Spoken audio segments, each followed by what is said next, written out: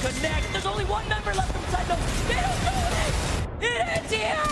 BK Gaming! Nice! And it's a 1v1!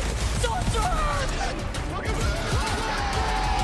Shield swap landed enough! Alliance!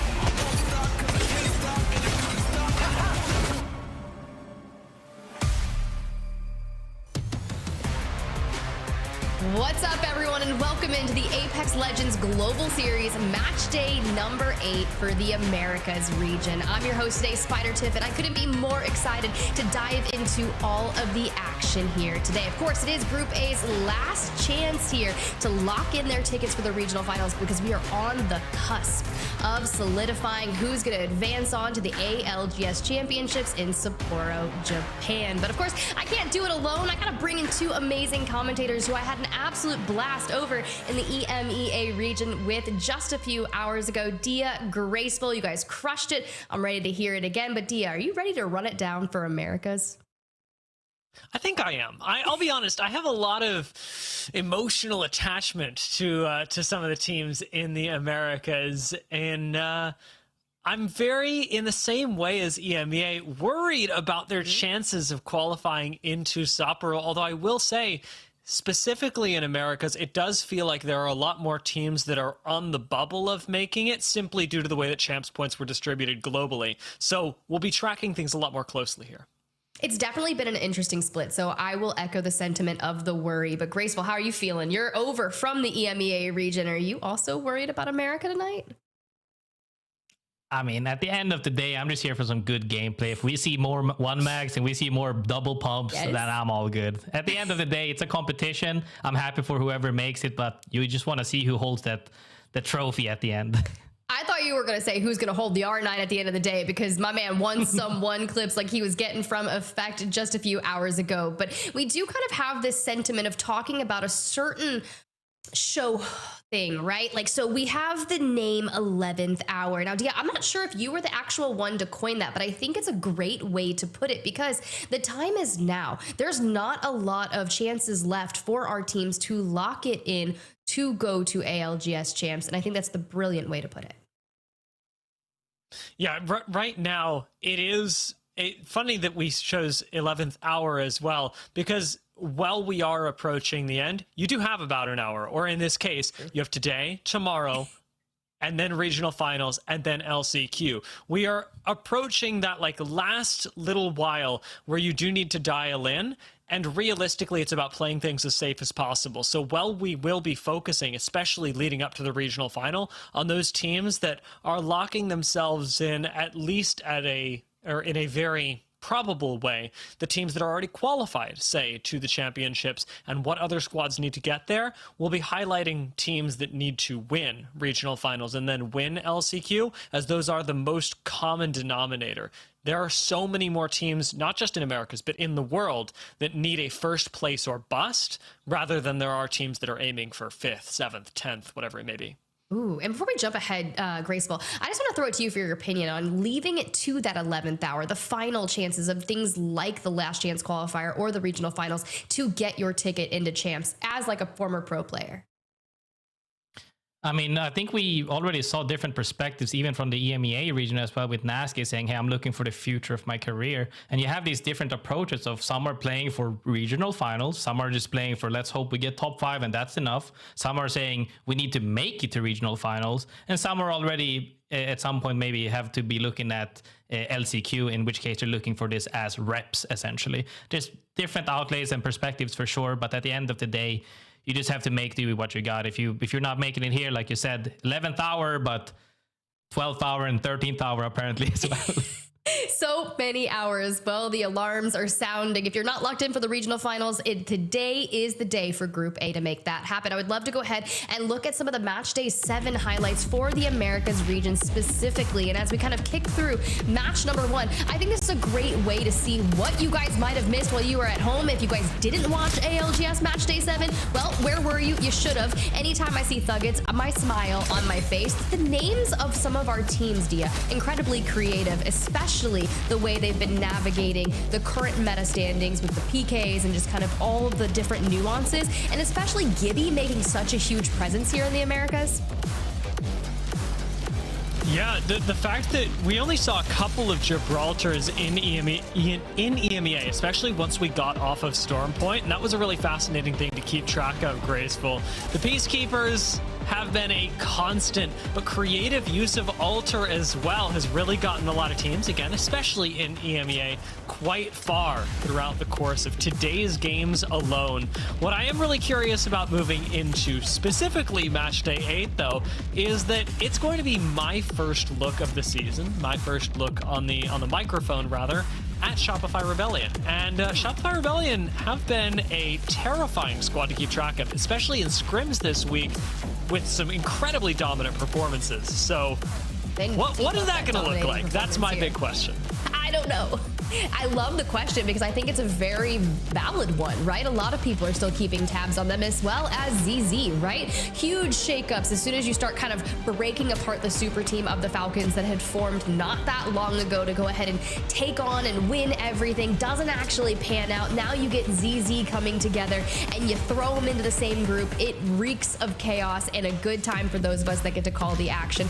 Rock Esports also, they're in the mix towards the end with a Vaxlon slide out towards the stairs to finish the blow, then straight into match number 6, Graceful.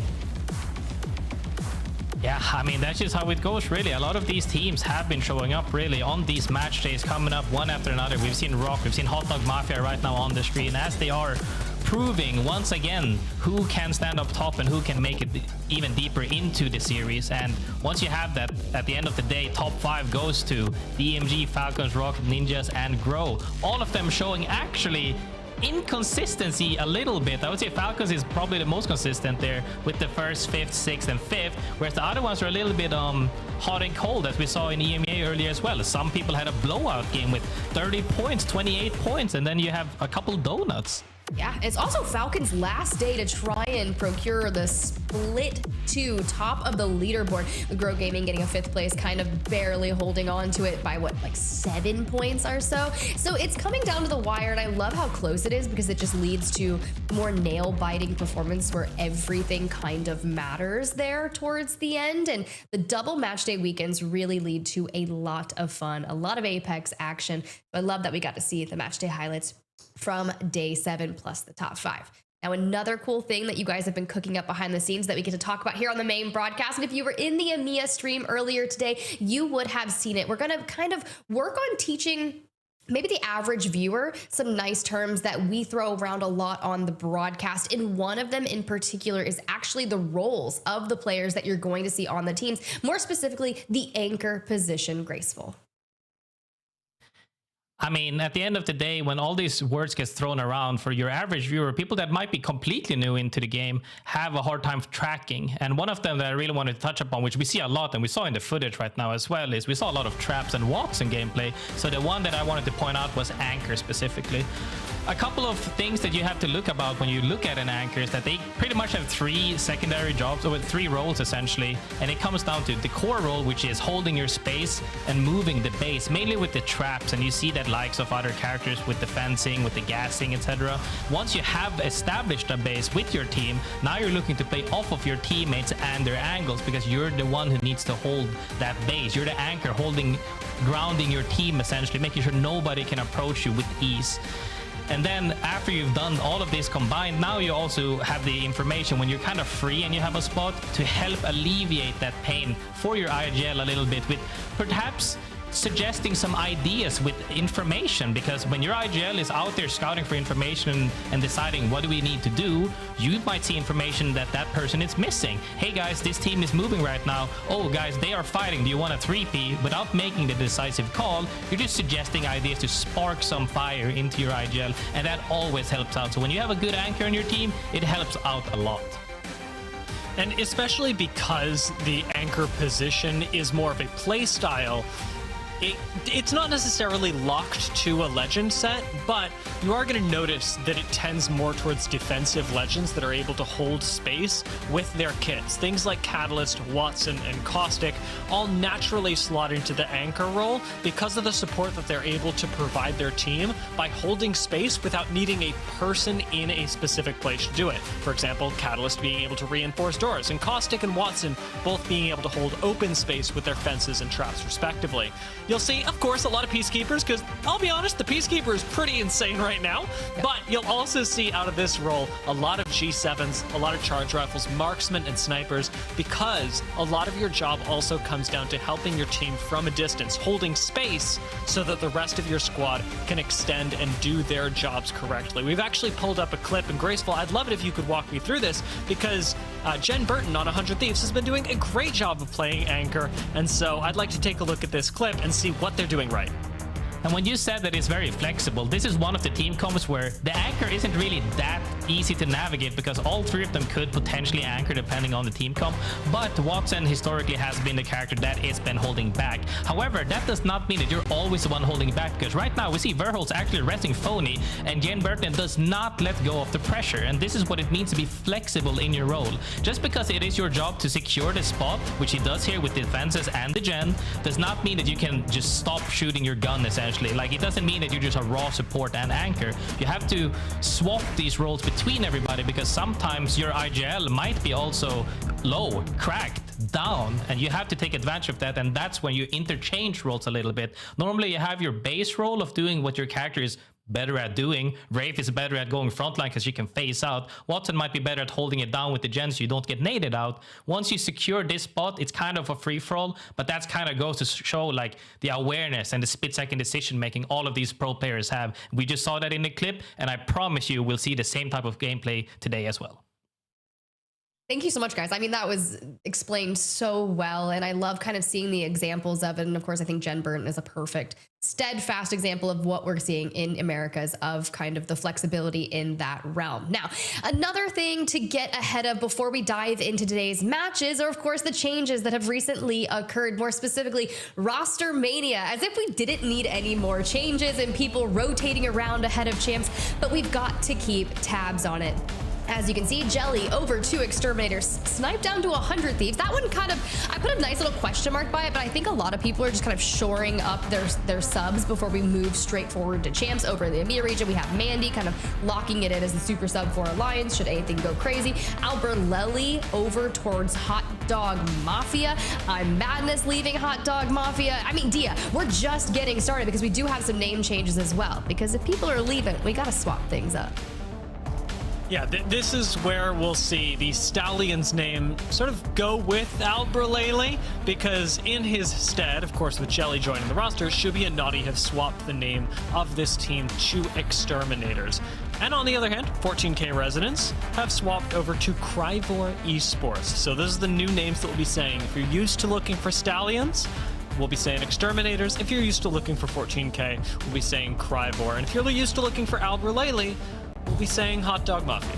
Hot Dog Mafia, what a name. Honestly, I feel like Exterminators is a little more like Exterminators. They're gonna, I don't know where I'm going with that. That was slightly it's a very name. Passionate, a very passionate, dark name, and whatever it is, regardless. Let's go ahead and pull up the participants. Let's see who's going to be playing here today. Groups A versus C. We said it earlier, it's Group A's last match day. So Hot Dog Mafia, Cryvor Esports, LeaveNoWitness, Sentinels, Team Falcons, Durags, TSM, Zone Sammers, ZZ, and Nice Guys. This is their last official match day. So whether or not you're trying to ensure that you qualify for the regional finals to get a chance to play for that top spot to lock in your ticket to champs, or maybe you just want to lock in the top slot regardless. Falcons, I'm looking at you. I'm excited to see what Guild can do, because we did get to see some nice action in the top 5 plays over in the EMEA range earlier today. But that's what I'm saying, man. It's going to be a really good day. So let's go ahead and pull up the standings to check in on where everyone stands, Dia. Yeah, this is where things can get a little scary. When we're looking at the overall standings, like you said, there is Group A and Group C playing today. Group A, this is their last day of play. And if you end up in bottom 10, unfortunately, you aren't making it to the regional finals. So for teams that are both in Group A, so it is their last day, and in bottom 10, we've got LeaveNoWitnesses, Zone Spammers, Sentinels, Nice Guys, and the Durags. If any of those 1, 2, 3, 4, 5 teams don't make it at least healthily into the top 20 today, it's very likely that they miss out on regional finals entirely and are forced to play only through the LCQ. And that's just one of the most scary things you've ever said in my entire life, because if you're forced to play to perfection in the last chance qualifiers when you know it's going to be just like a frenzy bloodbath of a lobby, you just don't want to leave anything to chance, especially if you're looking to play on the global LAN stage. Because let's say you've missed out on just one LAN in general, it creates this fire of something that you never want to feel again, that fear of not being there and then kind of questioning things. So just lock it in, get to the regional finals, and give yourself that extra chance in the 11th hour to make your dreams happen. But let's go ahead, let's bring it back, because I do want to highlight some specific teams, because I don't think I've said Hot Dog Mafia enough today just yet. And I know when I'm casting later today with you, Dia, I'll be doing the same thing. But talk to me more about this specific roster born from the changes that we just saw Albreleli make. Yeah, coming into this week, Hot Dog Mafia were a team that was IGL'd by Madness, and we're actually looking like they were in a pretty decent spot overall, 16th place in the league. So Hot Dog Mafia do have a decent amount of points behind them, could even make top 10, but they were still looking for a win overall to move them into champs. Now, Skittlecakes and Bo, they've stayed behind. Not the IGLs, but instead the firepower of the squad. And they've chosen to bring in a little bit of extra firepower, but most importantly, an IGL who can do both, giving Albreleli a chance to join the squad and, well, now I think share a lot of the IGLing responsibilities with Skittle and Bo, as this will inherently have to be a lot more diversified than it was with Madness, who really does like to take lead and does so quite well. Stallions are making this roster change, make no mistake, in the hopes that they make champs. This is a points-centered decision, especially for Albreleli, along with Bo and Skittle, because they're hoping that their points are enough to get them to champs. And it was interesting that Albreleli even tweeted this as an announcement of the team that he would be going to championships with. Not because it's improbable.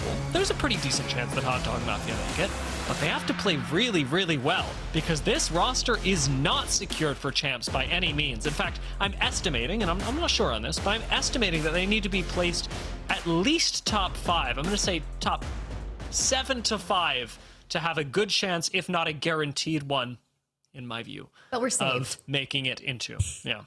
We're saved. Honestly, the cat face just makes me so happy. But we're not done yet. Graceful, I know you've got a team you want to talk about. And if my mind reading is correct, TSM is the team? Indeed, TSM is the team that I want to talk about, because they're one of the teams that I think everybody looks at this roster, Panic, Dupe, and Gent, as high potential, high skill ceiling, but they haven't quite reached their peak just yet. They're on the cusp as well.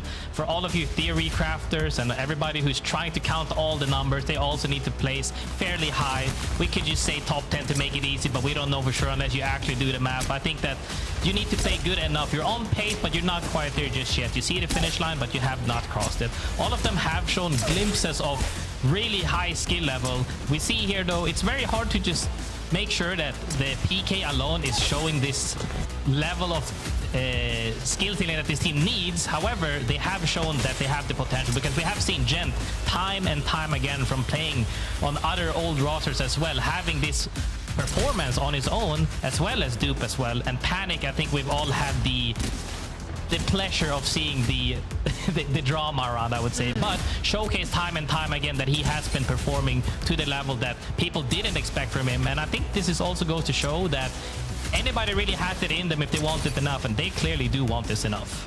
Well, that's what they need to do. And every time you say drama surrounding someone, I'm just like, good. I don't have any drama in my life. I love reading about it, but who knows? Just lock it in. And speaking of drama, the championship standings. TSM over there in 25th place with their points.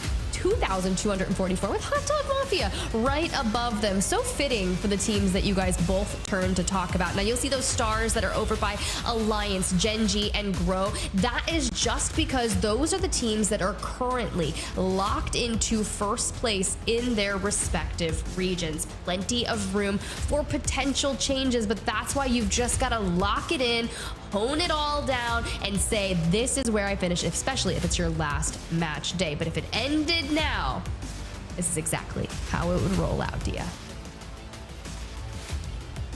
That's crazy. Looking just down at the bottom of that, Team Liquid, TSM, Hot Dog Mafia, all teams that are right on the bubble. Team Liquid barely making it in. Again, if it ended right now. And we've still got 2 days of play. Still 2 days of play, and I honestly just want to dive right into the action. Match number 1, I'm hearing, is very close to dropping on in. So let's go ahead. Let's get into the dropship. Dia, Graceful, take it away. All right, Graceful.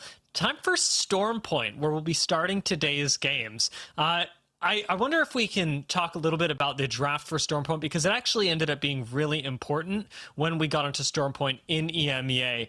With the amount of barometer zones that we had, where you ended up landing was of utmost importance. And while we do see things like Lightning Rod and Zeus Station prioritized quite a bit by teams that get first pick, Falcons even going Zeus Station, it seems like the south end of the map is pretty good right now. That has been the case, but we have seen several active zones, even in the side of Down Beast a lot, even northeast of North Pad as well. There's been several zones, and also around walls. Typically, these zones have been repetitive to the degree that we had actually back-to-back barrow zones as well, and that will affect the leaderboard for sure. But we'll have to see where this zone ends up pulling. Right now, we see TSM, one of the teams we just talked about, on the cusp of making it or not. If they wouldn't have made it if it ended today, luckily for them, it does not end today. But we also can't dispute the fact that if the teams in regional finals win, that is already guaranteed a spot. That also opens up additional spots. Like, it moves down the ladder, essentially. So the room for error is just right there. These teams are on the cusp. But for everybody else that's not nearly there just yet, they will have to duke it out for the top spot of winning either the finals or the LCQ. Yeah, really interesting Champs Points discussion to be had. I do want to talk to you more about this later, but to focus in on what's going on for this first game, we've got a zone that's pulling us down towards the southeast side of the map. FYR Strays, who land over at Devastated Coast, they're going to have a pretty good scan on where this ring is. Oblivion are already rotating over. No surprise that they got the scan out of Forbidden Zone. And then Nice Guys from Pylon also have first ring information. They should be rotating basically right past Orin Esports, and I would expect that Orin get a pretty good idea of where this ring is going just by watching everyone else rotate in. Yeah. These three teams in the zone right now can already tell that people are rotating in, so they're going to be more than happy to set up in whichever slot they get because, well, they almost have the free picking of choice at this point. As other guys are slowly moving in as well, the likes of Team Inferno and Nice Guys. This zone, however, very different from EMEA. This one is leading more towards Launchpad side, and this zone plays out very differently. In Barometer, you have a lot of playable areas. Here, however, you have a couple of tunnels, building, and then high ground, and then after that, you're bound to be looked at by everyone. I'd even be surprised to see some buildings in Devastated Coast not taken simply because they're some of the few places that you can be safe, as devastated as some of those buildings may be. DGAP starting to make their way also through Forbidden Zone. For my 2 cents, you want to get out Forbidden Zone as fast as possible. I'd much rather be in Pylon than in whatever chaos happens in the center of the map. Yeah, most definitely. This is also one of those areas where, like, Did you remember Nasky and EMEA said they just changed up their macro? They didn't do what they did in scrims. When that happens on a live tournament match, you get baffled immediately. You might get ratted randomly, and that's why people have to make sure to cover their angles, actually scout ahead and hit those UAVs to make sure those plays aren't happening. And if you meet somebody on the macro, you don't get taken by surprise. Ooh, I do wonder if zone spammers hold this building. This is one of the buildings that I was thinking of as a relatively safe space if you want to try and play for the later rotate. Shopify Rebellion currently holding what is essentially a very difficult to push spot, if not impossible, but difficult to push position up on Devastated Coast. Unlikely to be the end zone, but hey, so is this. Cryvor choosing to play the low ground here. Yeah, the ring's probably not ending here, but man, if it does, you are in a great spot. Yeah, this is one of the areas that's like very playable as long as nobody aggresses early. But speaking of aggressing early right now, 100 Thieves getting engaged on by Sentinels. One of them already got down. Jen Burton, the one we saw in the clip earlier, is getting engaged on by the whole, oh my god, the whole meat squad. Defensive Caustic ultimate forces Sentinels back. They're still looking for an angle into this. I believe Jen Burton's been able to stabilize ult out of Riley. Forces a bubble on the other side, but this looks like 100 Thieves have fully reset and are ready to fight. This is not the advantage fight that Sentinels had earlier. In fact, Phony is now looking for angles inside of a defensive bubble from Sentinels. Riley's getting pushed back, and Sentinels have not lost one, but nor have they traded favorably with 100 Thieves. Finally, first knock is going to go down, but it's in the favor of 100 Thieves, and Sentinels unable to push their advantage. Lose two and have got to get out.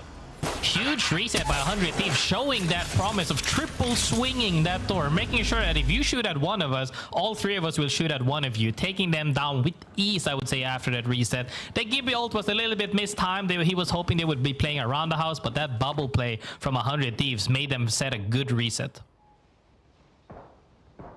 Almost the perfect example of what we were talking about in the pre-show as well. Good anchoring from 100 Thieves to not only reset, but buy themselves time.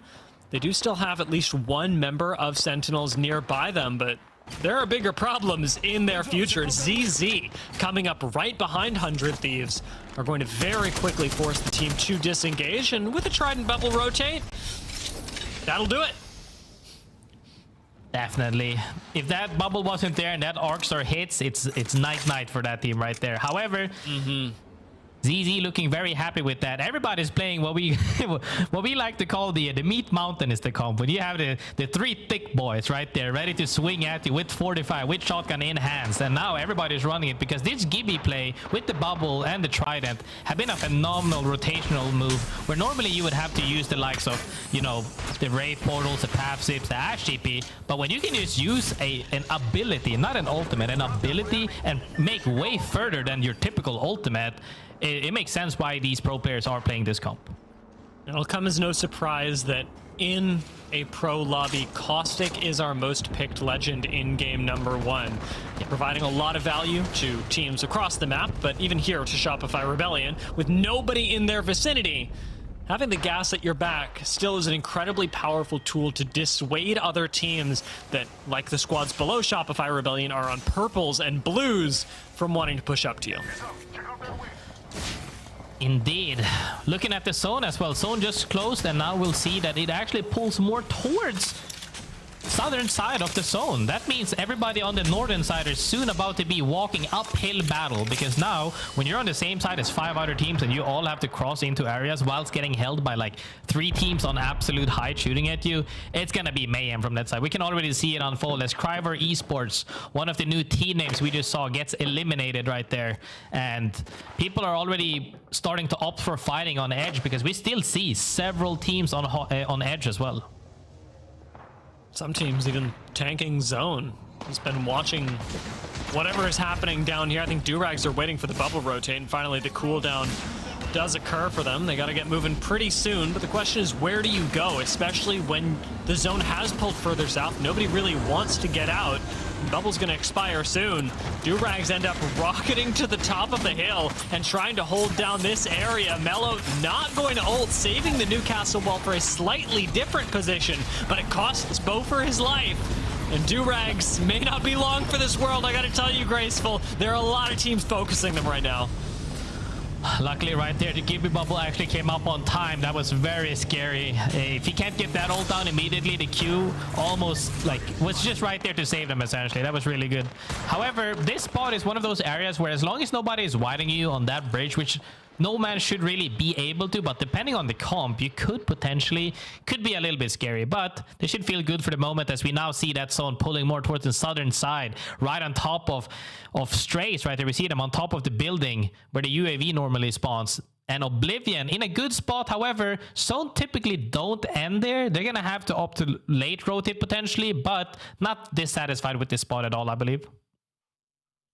Hot Dog Mafia playing up by Stormcatcher are looking for Ring 3 information. Any team that rotates through Pylon, I'm actually expecting a team like Sentinels to be able to do this, could get Ring 3 info as well. And then, of course, FYR Strays, if they're able to, say, bubble on top of the survey, or rather on top of the Ring console.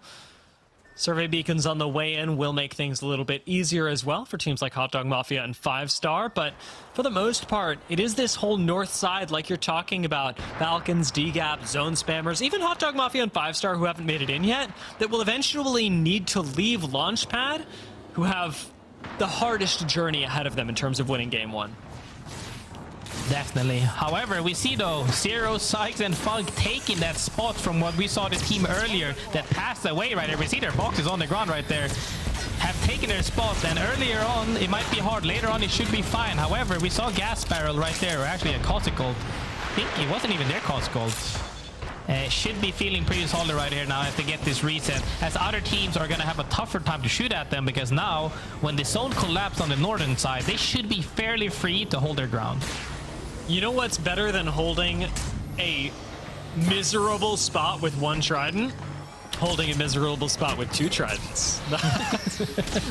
ZZ, I mean, I say it jokingly, but it actually is objectively providing them way more cover than was previously held. So we'll see. I think that this will likely work out a whole lot better than Cryvor, in large part because of the Trident and the fact that the zone is closing soon. And on this next zone close, it'll be that much more difficult to focus ZZ, even in this choke that they're currently holding.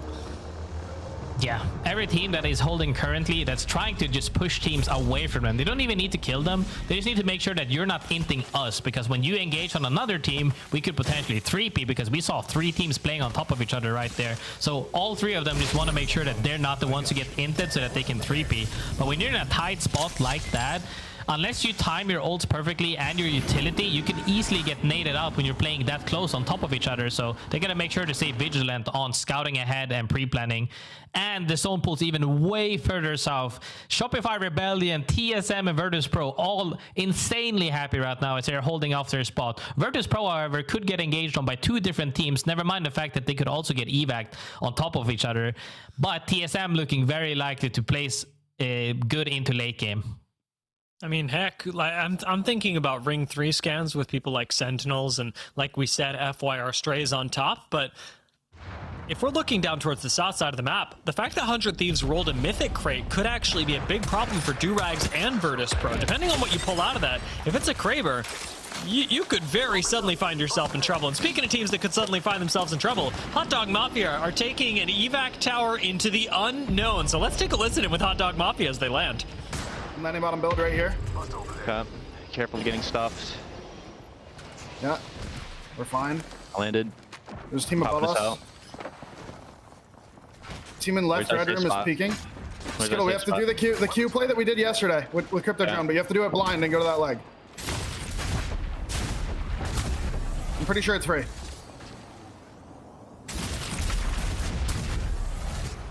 Freeze. Falling. Setting TP down here. Right wall didn't extend, care. Okay. Yep, careful height. Gonna have to get to like the corner spot next, probably. Q. Alter Q on our right. That's red room, that's red room. Evac. Balloon, I'm shooting it out, the evac. Good strategy planning right there by Hot Dog Mafia, as they already have Qs pre-planned with that altar as well, knowing where they need to go, making sure that nobody was there. Luckily, they didn't just run into somebody, because that could have started a whole chaos. However, got a spot into the next zone fairly comfortably, but they're not safe just yet. When they see the next zone reveal, they still need to make several moves to be safe. Does Verhulst see Virtus.pro moving up this hill on them? 100 Thieves are so laser focused on Durags right now. And Virtus.pro could very well spring a trap as soon as this fight breaks out. This bottom side of the map has a lot of focus on it. These three teams, and now with two bubbles, are definitely going to force a fight. In goes Jen Burton. Bubble swing not going his way, but you know Virtus.pro are coming up behind this. Right now, 100 Thieves are winning the fight. They haven't lost anybody yet, but they have lost a lot of utility. Durags go down. 100 Thieves reset inside their own bubble that expires immediately. But they're eating a Gibby ult. Even with that, though, Virtus.pro gets shoved back. Virtus.pro not fully committing on that. They tried to time it with a well-placed Gibraltar ult, but opts rotated instead for that positioning, which honestly is not a bad decision because they were on triple blue and not really maybe as stacked. However, 100 Thieves really showcasing how to bubble fight properly as they take down that team with ease. Orin and LeaveNoWitnesses both gone now. And we are whittled down to 16 squads. Zone spammers. Maybe one of the next squads to leave as they are positioned way far up north. And every team up north, like you mentioned, every team that's still holding on to a spot inside of Launchpad is going to have a miserable time running up this hill. It's extremely difficult, even for zone spammers who are doing a great job of finding damage right now. And playing for kills seems to be their answer. They have to play for something, and right now they hear a fight unfold, so they're going to look to 3P this fight potentially as the fight inside the house goes for one, almost a trade. Actually, second people got down. One team gets fully eliminated now as they're going to get pushed up from behind. I don't think they know yet. DGAP have fallen, and zone spammers are right on top of this building, forcing these two teams to fight. Caustic Gas actually gives zone spammers zone priority technically, but rotating out underneath them seems to have solved that problem. Zone spammers don't want to full commit to the fight. Instead, they're going to alter porter down onto it. Dark Knight does fall as Sacred finds a good pick initially, but zone spammers are quickly losing control as the zone spirals in on them. 5-star will go out, but ultimately it's the exit from this building that is going to take out another squad. Oblivion look down on zone spammers as 100 Thieves fight for high ground. 100 Thieves have been fighting indeed, and they're once again on VP. VP not looking to fight earlier on is now getting punished by it. They're just playing in that one blue box, getting absolutely crossfire. GP ulted from top, crossfire through the box. I'm not sure how they're still staying alive, and now they're going down by two different teams. Two of the members are down, and it looks like 100 Thieves is gonna get pretty much not the god spot, but a really solid spot if they can clean this fight up. Nice guys, zone spammers. Virtus.pro and Team Inferno now all gone. 10 squads left, a Kraber in the hands of Blinkser, and a safe retreat through the Void Nexus takes Oblivion right back home. 100 Thieves own this high ground though, and that's what Oblivion have really given up. Yes, they may be safe, but how do you get back up this hill to 100 Thieves who have, I'm gonna call it a god spot. Really solid spot actually that they've managed to put their hands onto, but the main reasoning for why it's strong right now is because this area where Sentinels is at right now, there's 1, 2, 3, 4 teams and 2 teams underneath fighting from the same side. The northern side that we talked about, the collapse happening, makes that spot so much safer. 100 Thieves very happy with that, fighting only 2 teams to get their spot in the next zone, and the zone actually ends, as you can see, right next to 100 Thieves. This is the god spot for the moment because it pulled straight on top of them. But all the remaining 6 teams on the northeast side are gonna have to fight now as 2 teams, the likes of TSM that we talked about earlier, and also 100 Thieves that we saw at that short anchor session, are gonna be holding out absolutely everybody. Hot Dog Mafia counter slamming underneath. Do actually gain a whole lot of high ground for this. Unfortunately, this ult isn't going to get them a spot in zone, so they have to clean up kills like the one they just got on Jelly, but they're unable to finish the kill as the zone starts pressuring them in. Hot Dog Mafia are forced to just run straight into the zone and straight into the line of fire of teams like 100 Thieves and like FYR. They go down. Sentinels still manage to play the rock, but Sentinels are getting bubbled on. Team Falcons are down, and it's 100 Thieves who are really laughing here, watching everyone along with ZZ, and then poking at squads like Sentinels and Exterminators. Nice bubble placement there to get the reset. The gas almost ticked them all the way down low. One of them got knocked, but they're still somehow getting this reset right underneath 100 Thieves. This actually helps 100 Thieves a lot because now they're making sure that they're not going to get pushed. I think just free shooting on the entire valley at this point. There's so much space. Nobody's challenging 100 Thieves right now. There is one other team in this conversation, though, with 4 squads left as Exterminators go down. Oblivion's on this low ground, getting cyberbullied by ZZ and 100 Thieves. And then you've got TSM on the other side, playing very slow, very quiet, still inside a building.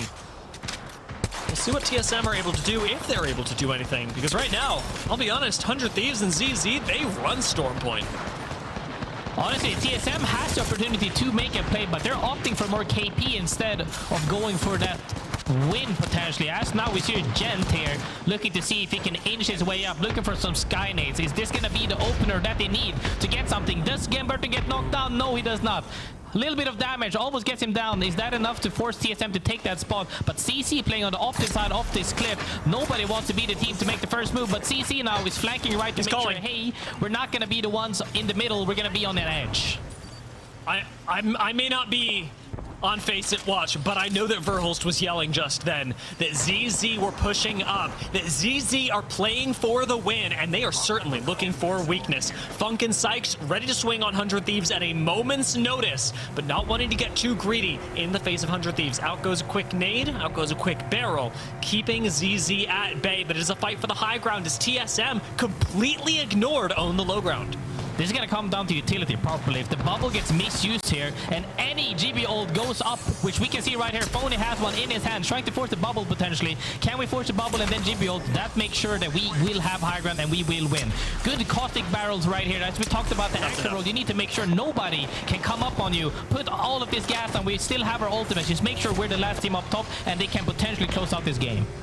All the damage the 100 Thieves have done with the Peacekeepers should be enough to keep ZZ on low ground. They've got gas priority in the form of the barrels right above ZZ. It's difficult to push through.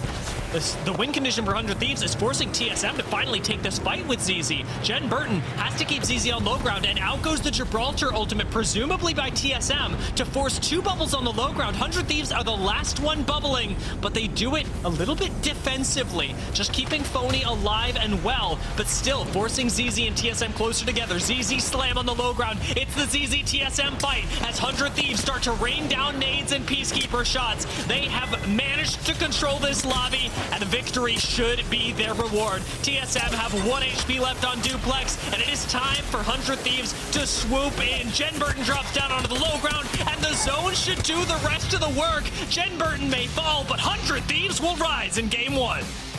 100 Thieves closing that game out when they're getting pressured by both TSM and CC from each angle. Play that blue box very well, making sure to not overuse utility so that they could have all of the utility for that late game. They were the last team to pop their bubble, and they were able to close it out because then the teams on the bottom are pretty much playing for second, which CC ended up losing because at the end of the day, who 100 Thieves is shooting from up above is RNG at that point, and CC took the short end of the stick, and they got third place. And a third place with all 3 teams playing like that is not bad. That's a pretty good placement. But the big story coming out of our first game is absolutely 100 Thieves, because that's the kind of play that you want to be focusing on as you approach regional finals, as you approach qualifications to Japan, and even your chances of playing in Japan with this very same squad. 100 Thieves are looking polished, they are looking in charge, and they were unshakable even as ZZ and TSM, both clearly with experience, were playing for a win and looking for weakness from the squad with the best spot. I mean, not only that, but we saw a small chink in their armor in the beginning when they got low, but that reset, and from there on and forward, they were playing so good into every fight, holding their space properly and utility. And we can see the match performance here as well. The other teams that were in the late top 3, not that many kills, but placement alone will push you up that leaderboard. But when we look at the likes of 100 Thieves right now, they got so many points, they can drop 3 donuts and still be comfortably in top 5 even. Yeah, this was a fantastic game from 100 Thieves. In fact, I'm looking at this right now. You heard that catch in my breath. If Jen Burton actually got 13 kills in this game, that does actually mean that he set the record for most kills in a single game during Split 2. So He did.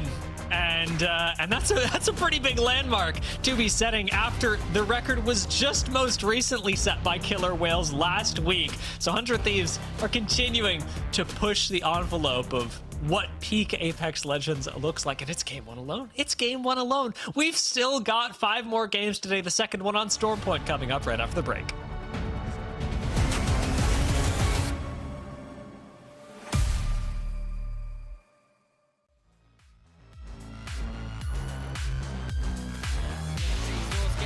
Up going down, which means BCG are the last team remaining. Peacekeeper in the face. Limo goes in. Heck is going to go down. This could very quickly turn away. Oh no!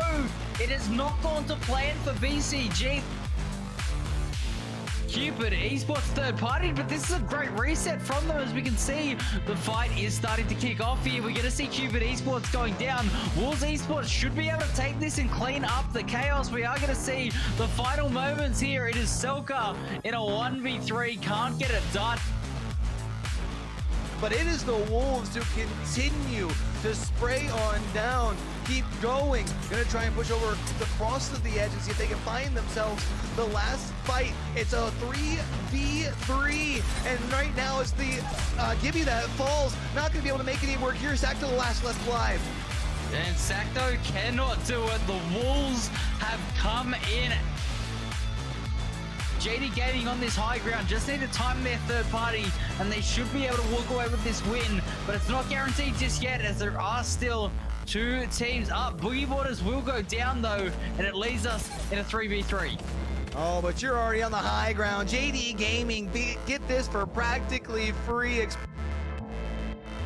They were worried about Alcadzia, who you had mentioned were on the far side. Now Alcad get the chance to clean things up, but it's going to be Pricey who steps through with the PK. Big shots, and will continue to chase the squad down with another 84. It's pumps of the shoddy to the body as Alcadzia walk away as your champions here in match number 5.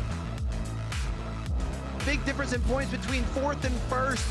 And every chance thereafter is more that you can add. Unfortunately, eventually going to fall here. Dreamfire, Zuzu, the last one left alive with the Evil 8, will also end up being put down. And at the end of it all, it's Saul who walk away victorious in map number 6.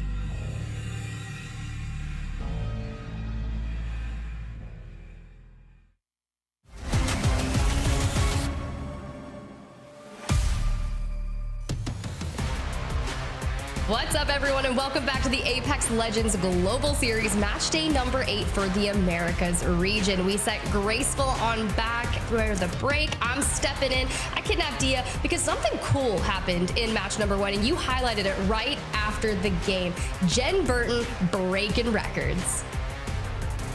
Yeah, this was a wild game out of Jen, and I'm glad we get to talk about it a little more as we get to actually look at the road to 13 kills. Again, a record-setting performance in Split 2. And on Caustic, of all things, on the anchor player. We highlighted this in the pre-show that 400 Thieves, Jen Burton is often the person who is laying down supporting fire for the squad, but when you have somebody the caliber of Jen Burton in that role, the kills are going to come either way. I just want to be like Lord Jen Burton, Sir Jen Burton III. I don't know. I just want like some extravagant name as he's just completely working this lobby exceptionally well. So cool to see you break it on down, 13 kills. And if that's not enough, throw some assists in there as well. 2,900 damage, 16. Oh my God, it could have been more. It could have been more if he would have got some fulls on some of those knocks. Who knows? Man, this is just insane. The kill participation, 100%, because why not, Jen Burton? Why not?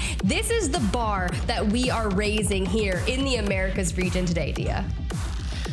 And certainly when the 100 Thieves are, I would say, pushing on the rest of the region, if they're able to output a performance like this and what was not a fantastic macro position for them. Yes, they played it really well, but coming out of Echo HQ, trying to take that hill, it all, up until the point where they were on high ground and it looked unsiegeable, it was all kind of a gamble. We even had other squads looking at them. Virtus.pro, most notably, could have third-partied 100 Thieves and very well might have sent them out instead of at first at something like 15th or 16th. but navigating this really well, resetting at the right times. 100 Thieves are able to take game 1. Now, what are they, and what are the other squads going to do to challenge that in game 2? They're going to have to figure it out here and now. In game number 2, no more Caustic. You can see Jen Burton immediately locking into the Watson for game number 2. And as you can see, the stats for the rest of the lobby at the very top. Jen Burton, obviously, with record-breaking numbers. Blinkster with 4. And then it kind of just tapers off, right? Because you can only have so many. Dupe there with 2. Actually, that's crazy. If the kill disparity is 14 to that, okay, well, at least we can focus on where that circle's going, because I'm still mind blown, Dia. I will say it's a bit uncanny, to be honest, to be securing that many kills. You participate in a lot of kills. To secure that many is a bit of an anomaly. We did get a teaser of where this next zone is going, though, and worth noting that Oblivion are actually already rotating into it, so they've got some advanced information. However, for other squads that surround the area and who's going to get the first chance to rotate in, LeaveNoWitnesses have got a pretty good rotation from Command Center, and given their positioning, I believe already have some information on where Ring is going. Zone Spammers also, coming through Cascade, and DGAP through Cito, seem to know that this is pulling relatively centrally, and I love where Zone Spammers are positioning right now, right in these buildings on the low ground. If you set this up with some Watson fences, the zone pulls here more often than not, and you could easily find yourself in top 7. I would rather play from that than the southern chokes either, because people are going to be looking to filter through the south side, and there's going to be more teams kind of coming in through there. But a brief look over here. Sacred in the distance, Blinkster. Now, mind you, Blinkster was the second top kill leader from match number 1 with, I believe, 4. That's a big difference there from the 13 comparatively to Jen Burton, but I also do love how you guys were talking about the anchor position in general and the types of weapons that they were utilizing, because of course, Monsoon out here grabbing the charge rifle and using it like nobody's business. It's always been his thing, and will be. Especially this season, that has become a real strength of whatever roster he is on. Virtus.pro, as they rotate in, are making use of a few different strengths, notably the Gibby Bubble Trident rotate, making Tridents an indispensable resource in 2025 for really any roster, but specifically here in Split 2, it has just been basically unhinged, the things that you're able to do. Once you get a Gibby Bubble and a Trident together, the world is your oyster. You can do whatever you want. You can go wherever you want, for a few seconds at least. Just a few seconds for sure. I do love that we got Zone Spammers getting their res back in. It looks like it was DGAP that had been originally picked off the first member of Zone Spammers for game number 1. Other than that, no kills on the table. And as soon as I say that, we see a couple people with their pokes and prods thanks to the marksman rifles here, but we're still keeping tabs on 100 Thieves as they work to fight their way into that next circle where the large majority of our lobby has already made it. Probably just a few seconds left on this Gibby Bubble before it dissipates. And I hope that you're in a viable position when it happens, because we're starting to get stuck on those rocks. Wait, do we have a little hopper suit going on here? A little drive-by? Maybe. There was a little bit of awkward news there, as it was almost like a triple, like, squad following squad following squad. TSM rotated in on the Trident. 100 Thieves tried to follow in their wake. Sentinels, I know, are taking exactly the same rotation as 100 Thieves were aiming for. So everybody got caught in this river in their Tridents, not exactly sure what they wanted to do, except for, of course, TSM, who were first in to make it, and have now set up on the low ground with plenty of rampart walls and Gibby Bubbles and even a Trident for cover. Sentinels, however, sieging them from above, could turn this haven into a nightmare for TSM. Fortunately, Carter does get pushed up back via the charge rifle, but Sentinel's position, not a bad one, especially for this first ring. It's even inside the subsequent zone, although taking a look at the upper left-hand corner, I don't think they know that yet.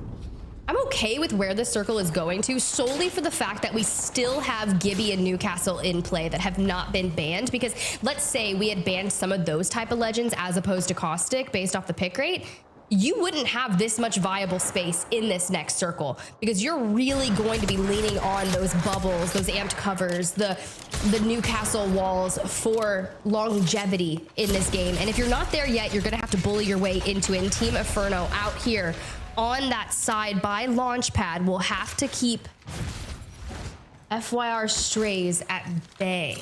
And it seems like they've already went ahead and backed on up. Team Inferno are more focused on clearing their backs than they are pushing up to Devastated Coast. You want to force FYR Strays to take the long way around, to move through Echo HQ, and as we know, into the hands of Shopify Rebellion. If you're curious about who's where, let me remind you, Face It Watch does have a map feed, and it is fantastic. Ooh.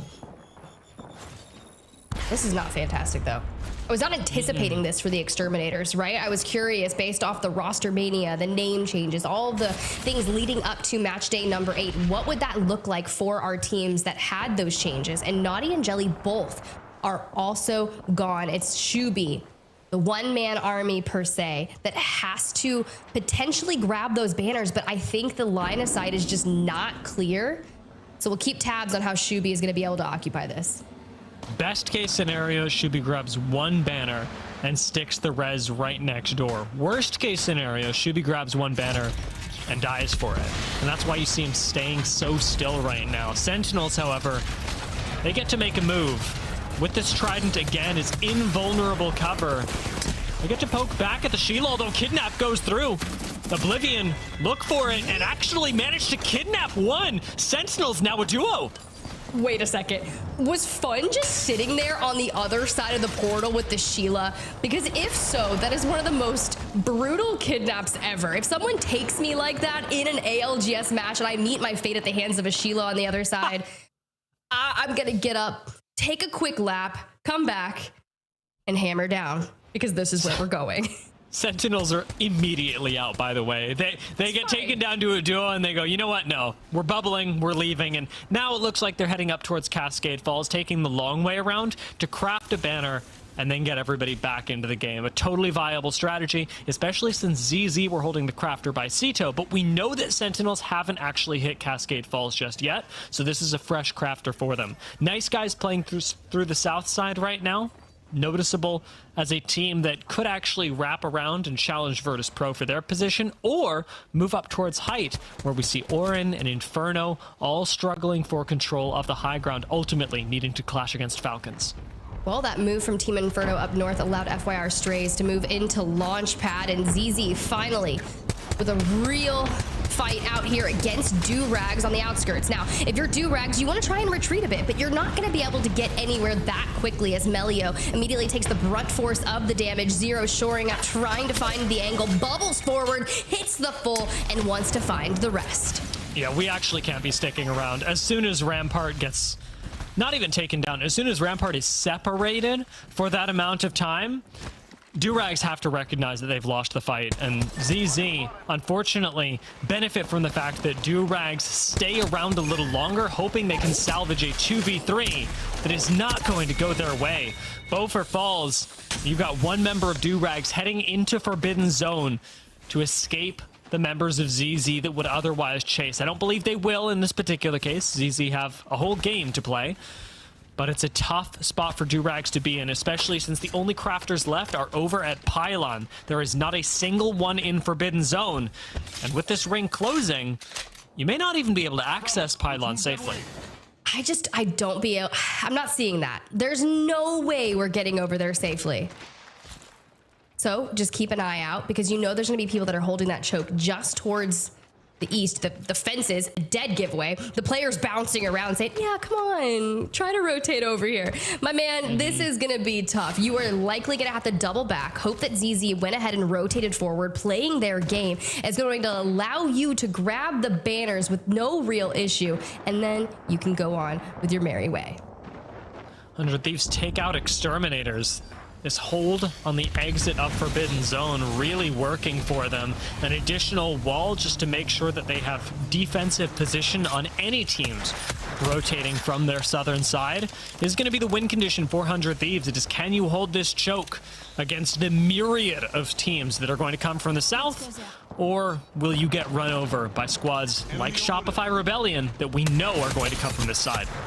He just needs to channel his inner Hodor and hold the door, hold the line, make it happen. Immediately connecting a few, and Verholst looking for some angles. Let's actually dive on board with the 100T and see how they play this. Also, Maggie, Newcastle then. Rampart. Yeah, or Castle, yeah. All three of them over there? Yeah, two of them, two at least.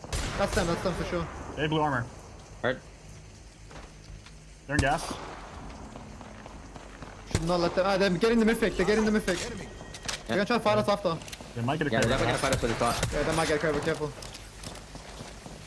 Can we like Like you said, if it's really bad, or like if we're getting slammed or something, like maybe we can go boost this over here. we can't boost anywhere. No, it's taken. No, taken. Okay. We have to force them. There's no one on this side, okay? So you can play space. They jumped Keep off. that in mind. Keep in mind, this is free, okay? So if you have to play left, you can. They're gonna walk up here and try to force me. I'm playing left side. They're kind of walking up a tier. They're kind of Yeah, we need to fight them. They're gonna walk up 100%. If we pinch ourselves in the corner, we're fucked. Yeah, I can't really walk out of the fence. There's like no cover for me to play. I'm just playing. I have an insane heady on me. That's all I can play. Oh, then you left, Kevin? Yep. Where One are they? left. Right here. You left heady? Yeah, they're walking up left. They're trying to force that side. They're gonna try to force all the cubes, okay? Listen, it's Maggie. It's Maggie Newcastle. Keep that in mind. Triple take. One shooter left. Yep. Shooting through over here. Okay, he's angling me. Selling. It's just the altar, okay? So I'm good on my side. Maggie 100. Maggie 40. 15 on. I got. Nice. They're gonna jump shot. They have Dark Careful, Force. Evan. Yep. They're walking up. Maggie 100. Maggie. Give me ultimate. 140. Maggie Bill. 1 year. Yep.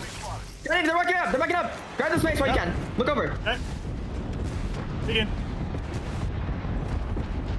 I'm grabbing space. One on my back. Alter team from the other team. Down the tree, I think. At the bubble. I had the bubble. Hey, watch out! Nice. Yep. Watch out! Hit Maggie. There's a team behind me. They're gonna queue in through. The Q through. You can play to me. Bring the card. Play to me. And set up a wall, please. Okay. You have a gen. You have gen. Jen. I need your gen. I do it. Okay, they're gonna take that spot. It's fine. Yep. We just need to shoot him. Behind me. Reset. All on me. Count one. Maggie drill me. I'm making it. I'm good. We need to fight this, okay? They're gonna queue through. Play this. One of mine got knocked. Play this. Shut the fuck up. I'm healing, man! Fuck! Okay, you're good. Two, please! They're going right. Watch your back, Evan. Watch your back. There's altar behind you. I'm not killing. One's close. I didn't Get one. Hey, he's dead. Guess what? Nice. I'm looking. Yeah,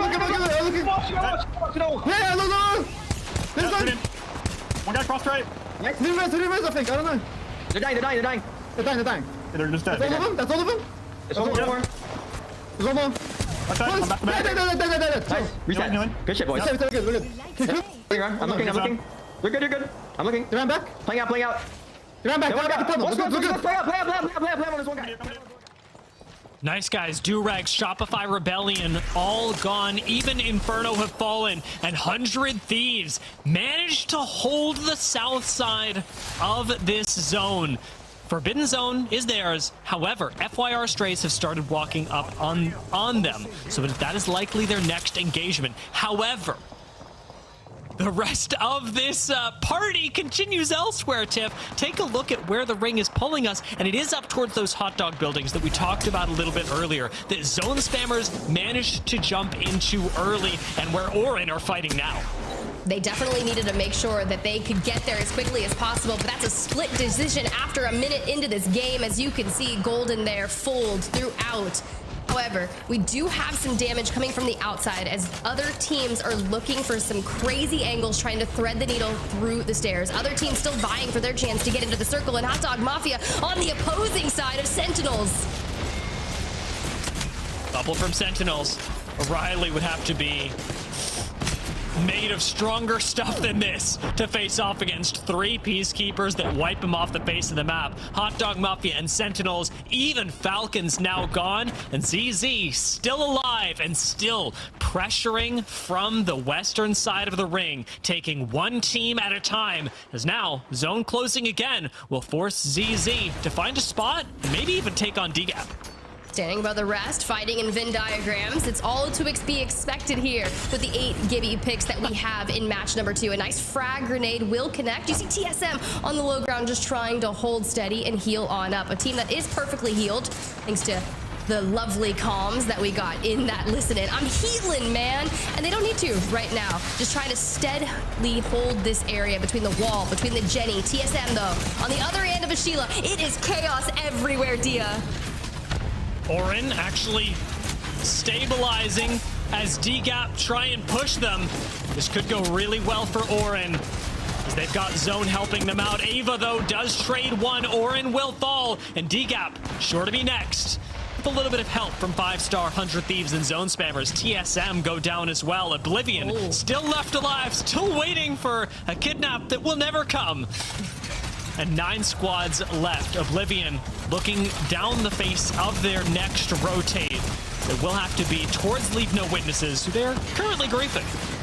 You know what? It's okay, because I know that Fun is just sitting there, just chuckling, holding that Sheila revved up, ready to let it go as soon as someone comes to that portal. So keep tabs. They're going to have a kidnap counter by the end of this 6-game series. But your team on the screen, 31 points, first place overall. 100 Thieves is poised to have this shrivel of the building that will be in the next circle.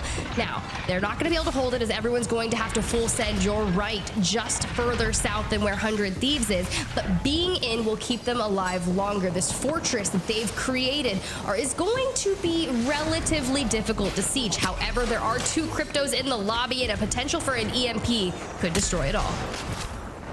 Phony doesn't want to coexist with anybody. I like the swing out onto the portal, but ultimately, Phony needs to have the rest of his team covering him, so he does get forced to dip back inside, hopefully having done enough to signal to Oblivion that that is not where you want to port, not if you value your life. I believe Jen managed to get outside and maybe put some fences on this, but as Oblivion do portal in, they tank the fences and still manage to set up despite the dissuasion from 100 Thieves. Oblivion will be forced right back outside the ring, and ZZ holding now the south side have FYR Strays at their back.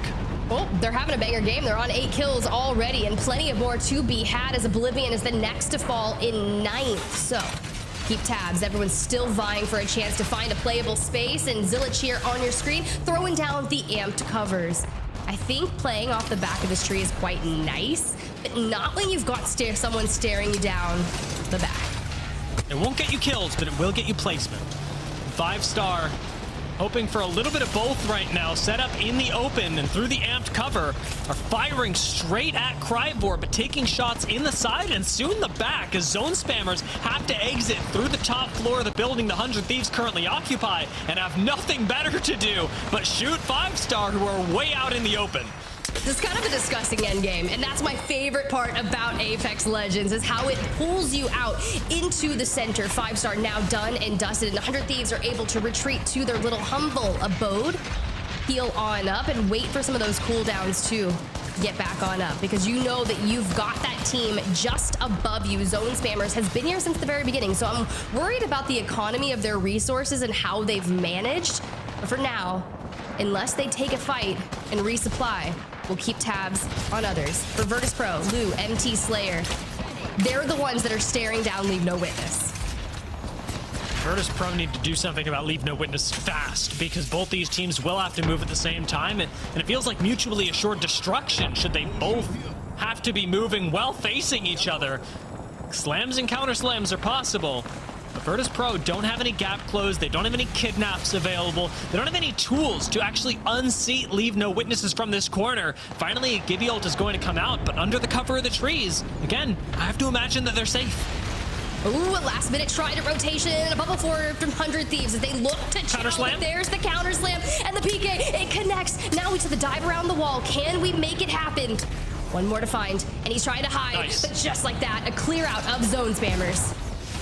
That's bubble and wall expended for 100 Thieves to win that fight. LeaveNoWitness and Virtus.pro now still on the same side as them, as ZZ still own the south, fighting against Crybor. LeaveNoWitnesses are down. 100 Thieves want to clean up Virtus.pro. Well, Virtus.pro ran into LeaveNoWitness to come out, and Jen Burton closes the deal. But after the 13 kills in match number 1, he will be the first to fall. The immediate bubble. Hunter T. Verholst on the res. My dude looking to pick back up. Go to a full team of 3. Keep your eyes on FYR. ZZ and Kryvor are on the other side dealing with each other. This is a good chance for the reset because 100 Thieves' biggest issue is going to be if FYR starts to target. FYR seem to be focused on them. Because right now it will be a fight. 3v3 on both sides. 100 Thieves, having lost one, have to take out FYR, who have all the cover in the world. Jen Burton's got no defensive cooldowns and no health bar left. It's just Verholst as 100 Thieves go down. FYR own this gravity cannon as ZZ and Kryvor finish their fight with ZZ out on top. 3v3. But it's FYR though. They win the fight with 100 Thieves and they can immediately put the issue straight to ZZ. They break out the Sheila. They let it rip. That bubble is just holding down and taking the brunt of the damage. But now ZZ wants to get involved. Sykes, Eva, aid in hand, gets punished immediately. Bubble is just so powerful, but now it's Zero with the triple take. Who clutches it for ZZ in the final seconds? What? ZZ, game number 2 in one of the most chaotic endings I have seen. Welcome to the Apex Legends Global Series, y'all, because we're just getting started.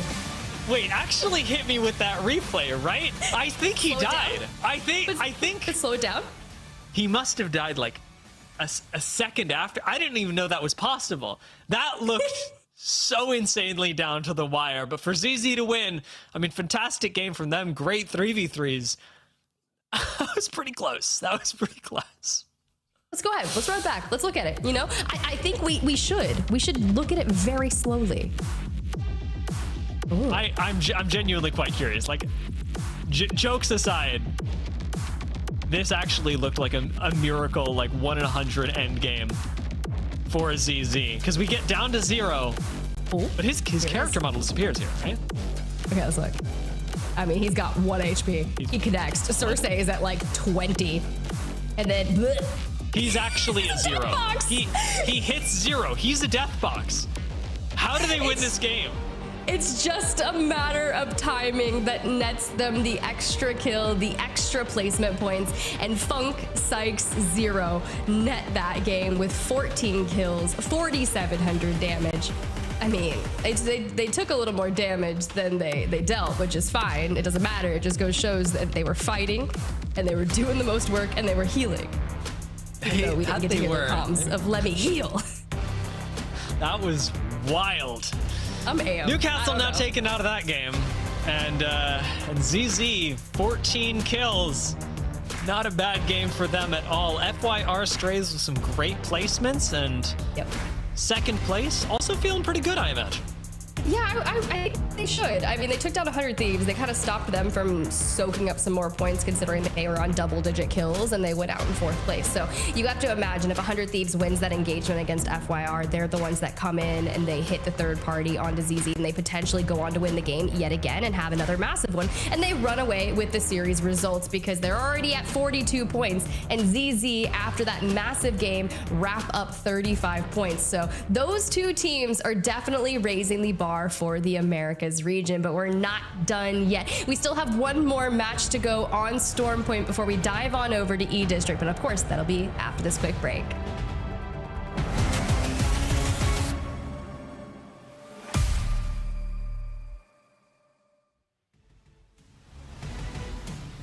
And this should be BGB's game to win. 3v2 scenario, and as you say, they are in absolute prime position. Remarkable team going to do what they can, but the caustic gas will literally suffocate them as Boogie Waters take game 1. Vixaria, the last one left alive, and they have very few HP to work with. I mean, I just don't see how you get out of this position. You're Vixaria, you're just going to get the second place, and yeah, he accepted his fate. He saw 3 people staring at him. Dreamfire now surely will be able to capitalize on their position. It's not over yet though, as Ours is going to miss the shot. They're down to a duo. All of a sudden, you got Core Gaming in a 2v2. Make it a 2v1 here. No, 1v1 3MZ. Needs to try and do this here. PK in hand. Gonna go wide on the first attempt. Looks for it there again, just misses. Gen G has had a relatively quiet evening so far here today. Dexter looking to swing up with Ziki, who has already fallen. Dreamfire still a full 3. Zuzu, the first one down. Bolin has that PK in hand, but not quite going to be able to land the shots. Gen G, more like GG. ALGS versus Gen G, and it will be Pricey opening things up with the Kraber. Now trying to step down with the Peacekeeper. Absolutely built different and able to get the big kill, able to take down the big dog. Now Asia's the last one left alive in a 1v2. Well, if there's anyone with an R9 and a 1v2 you want in the clutch, it's gotta be Asia's, but no! Oh my goodness! The Kraber headshot up on the rocks is going to finish it.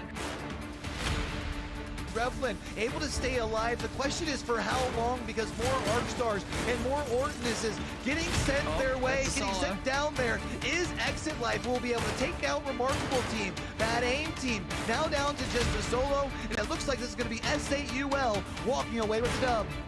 Exit Life has absolutely clutched up here for the boys, getting it into a 1v3. It doesn't even matter, he can't clean it up.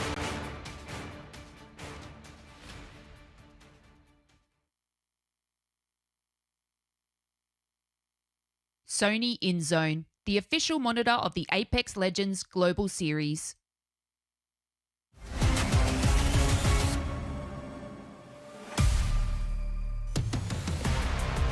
Welcome back to the Apex Legends Global Series. My name is Dia. I'm joined by Graceful for game number 3. Game 1 broke records. Game 2 broke my brain. And game 3, I shudder to think, Graceful. I shudder to think. I mean, outside of that super fashionable ending to match number 2, I was very impressed with the way people were playing that macro-wise. We've seen so many moves, especially from the likes of CZ. He even managed to close his game out after moving that car into that small corner. But then at the end of the day, it came down to server tick rate ping. I don't know what it came down to, but it came out with them on top. 100 Thieves didn't go down without a fight, but FYR Strays right here also didn't go down without a fight. Literally came down to the wire, just getting off that triple take shot right before the zone tick rate hit him, essentially. Well, one of the big factors in this end game, to take it from a, besides the death box win, which is fantastic, is the lack of Gibby on FYR, causing a pretty significant problem for them when they actually wanted to engage. Because you could tell FYR were ready to fight. They were looking for purchase. Let's see. Yeah, the shot comes off. There, and he dies. It's literally... It's like 2 frames. Maybe 2 frames. Maybe 2 frames. That's pretty wild. Anyway, match 2. We'll talk a little bit more about the Gibby later. That was our second of 3 matches on Stormpoint. We are about to jump into our last, and for some of our teams, especially those in Group A, your last game of Stormpoint of the regular season. I like to say, though, with that zone play as well, one of the very common ones, I've always said is the, you might call me a conspiracy theory in this case, but different regions have different zones. And I've been saying this for the longest time because I remember, I don't know, 20 seasons ago when we had Train Rail on World's Edge, and it was the zones there for pretty much like several months in EMEA, and then back on NA it was in Northwest, pretty much trials, and in that area Skyhook all the time on repeat. And now we're seeing these zones here, and I think the next one, we're gonna watch the map move up here. If it's gonna move all the way up again, these repetitive zones that we've seen across regions is very interesting nonetheless, because on EMEA we've seen a lot of down Bs, almost a little bit more towards the middle side, and here we see a lot of more towards the eastern side of the maps. Is this... am I crazy? Is this my tinfoil hat? I don't know. I'm going to be honest with you. I'm not the person to check your sanity. But I'm here to support you in whatever your theory is, and I have a meme to send you later that will explain my position on this. For now, Let's think a little bit about this ring. Team Inferno have a zone coming over to them at Stormcatcher. Just like you had mentioned, we are going up to the north. LeaveNoWitnesses get a nice scan over in Command Center, and Oblivion and Orin seem to be rotating at the same time, as Oblivion again got the ring scan out of Forbidden Zone, and Orin finally rolled a ring console at Launchpad. So they both, coming from more or less the same place, longitudinally on the map, ended up getting the information that they needed to go north, needed to set up by Stormcatcher. How do you approach a Stormcatcher zone, though, Graceful? Because this one does include a little bit of, rest in peace, Thunderwatch.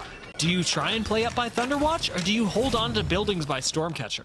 This is the thing. You have three different types of people at this point. You have the teams that are betting on Thunderwatch ending, so they move up the hill. You have the teams that are betting on it's going to pull back down, so they're ending there on Stormcatcher, and they're opting for that. And then you have the people in between that like to play. There's pretty much two really good spots in that hill area on both sides, actually, that you can play and hold.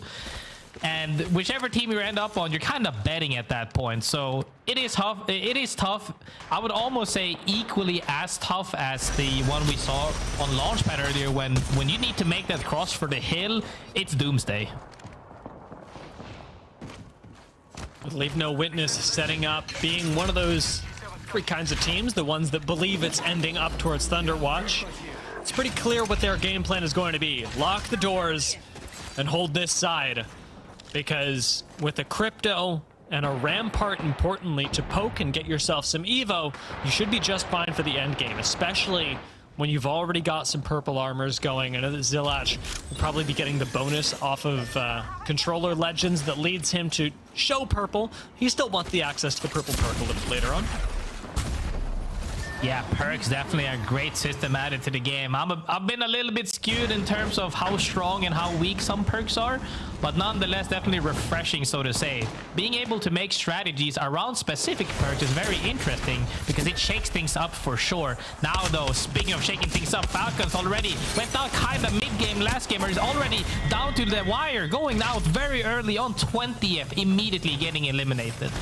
In 20th is wild, and to be taken down by Team Inferno on their rotate up. We see the surprise altar plays really coming in clutch there, and really well executed by Team Inferno. It's what you have to do, be it against Falcons, be it against anyone. The play's the same. Yeah. Speaking of playing the same, 100 Thieves making these incremental advances towards the zone once again on the side where they just have to take one specific fight to be in a good spot. This is what I like to call that you're fighting for power spots, essentially. Now they're betting on the zone ending more towards upside of the hill, so they're fighting for the tunnel on the spider caves. And now we're going to see how this fight unfolds, because this is going to come down to a shotgun fight. It's the Hot Dog Mafia skittled low and taken down by the last shot out of Phony, who now may be taken down himself. Peacekeeper really quickly turns things around. No quick reset out of Jen Burton or Verhulst, at least safely, but with a couple of nades to cover their backs. Maybe, just maybe, they'll be able to get a res on Phony. Jen Burton plays anchor for the squad once again, laying down fences and, more importantly, cover. As Hot Dog Mafia managed to escape using the Void Nexus. 100 Thieves may not have won the fight very cleanly, but they did get the space they were looking for. One thing you have to keep in mind, though, is that the longer they're here, if they don't advance on Hot Dog Mafia, it's all a matter of time before another team pulls up behind them. And if that happens and they get pinched, it's going to be a really tough time for them to make it out alive. So I'm hoping to see that they either decide to try to force something if they can, but if they can't, they might have to look into pre-planning some other options in case things go haywire. Hot Dog Mafia are also in a place where even after their retreat, they could easily get pinched. Playing here on the low ground, any team that comes up the hill into Thunderwatch is going to see a squad with a Watson fence defending them, and against gunfire, Watson fence ain't doing much, I'll be honest with you. Yeah, at that point, you're almost using the Watson fences as clutter to make sure that they can't shoot you as easily. But, you know, sometimes you got to make do with what you got, and they're making the best out of the situation right now. But, as you said, they have to make room for when things do end up getting closer, because teams are slowly moving into the zone. We see almost every single team in this zone, as opposed to the other match, where a lot of teams were on the edge deciding before they went in. Now a lot of people went straight in, because like you said, as we can see here, it's only a couple teams outside of the zone, because all the other teams are betting on where it's going, and all the teams up top called it correctly. Everybody on down low is going to be in a tough spot. However, all the teams on the southeast side, the likes of Orin and FYR, are actually in a good spot because they're not locked in. However, they have to get through several teams, but taking edge fights is way more advantageous than taking a fight up the hill. So we'll have to see how that unfolds. Yeah, this whole Team Inferno area could be very quickly contested again by either Orin or FYR. I'm noticing that Shopify Rebellion got a ring scan, and ZZ in the south also got a ring scan. Shopify Rebellion, who I was expecting to have a slightly more dominant performance today, still could. We've only played 2 games so far. And ZZ, who have already won a game themselves, seem to be opting into the same rotational path as 5-star and 100 Thieves. Very curious to see how this turns out, especially because they do have survey beacons on the way in to change the plan should they need to. Creeper Esports here in DGAP as well. As I said before, there's 2 areas on that hill that is really good to play. For you guys at home that like to play ranked, if you want the playable area, those are the 2 spots that you want to play. Always a nice little thing. Team Inferno sitting very comfortably in what we used to consider a god spot, because the zone used to end there quite a lot. But now, like we said, on the edge of things, ZC once again looking to see if there's any teams here, and they're looking to take a fight. They potentially saw somebody. Let's have a small listening and see if they're going to take a fight. I don't know. I don't know what's going on. One guy's closer. Yeah, there. It's 2 teams, I'm pretty sure. Yeah, definitely. They TP'd wall.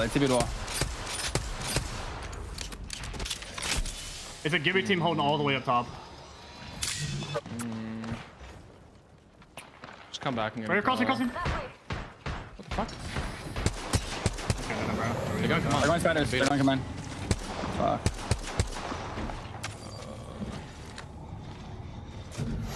Can't grab all the way through them. We have the hard wrap zone. Move this way. Alright. This way, right? This way. Oh, right side? Alright.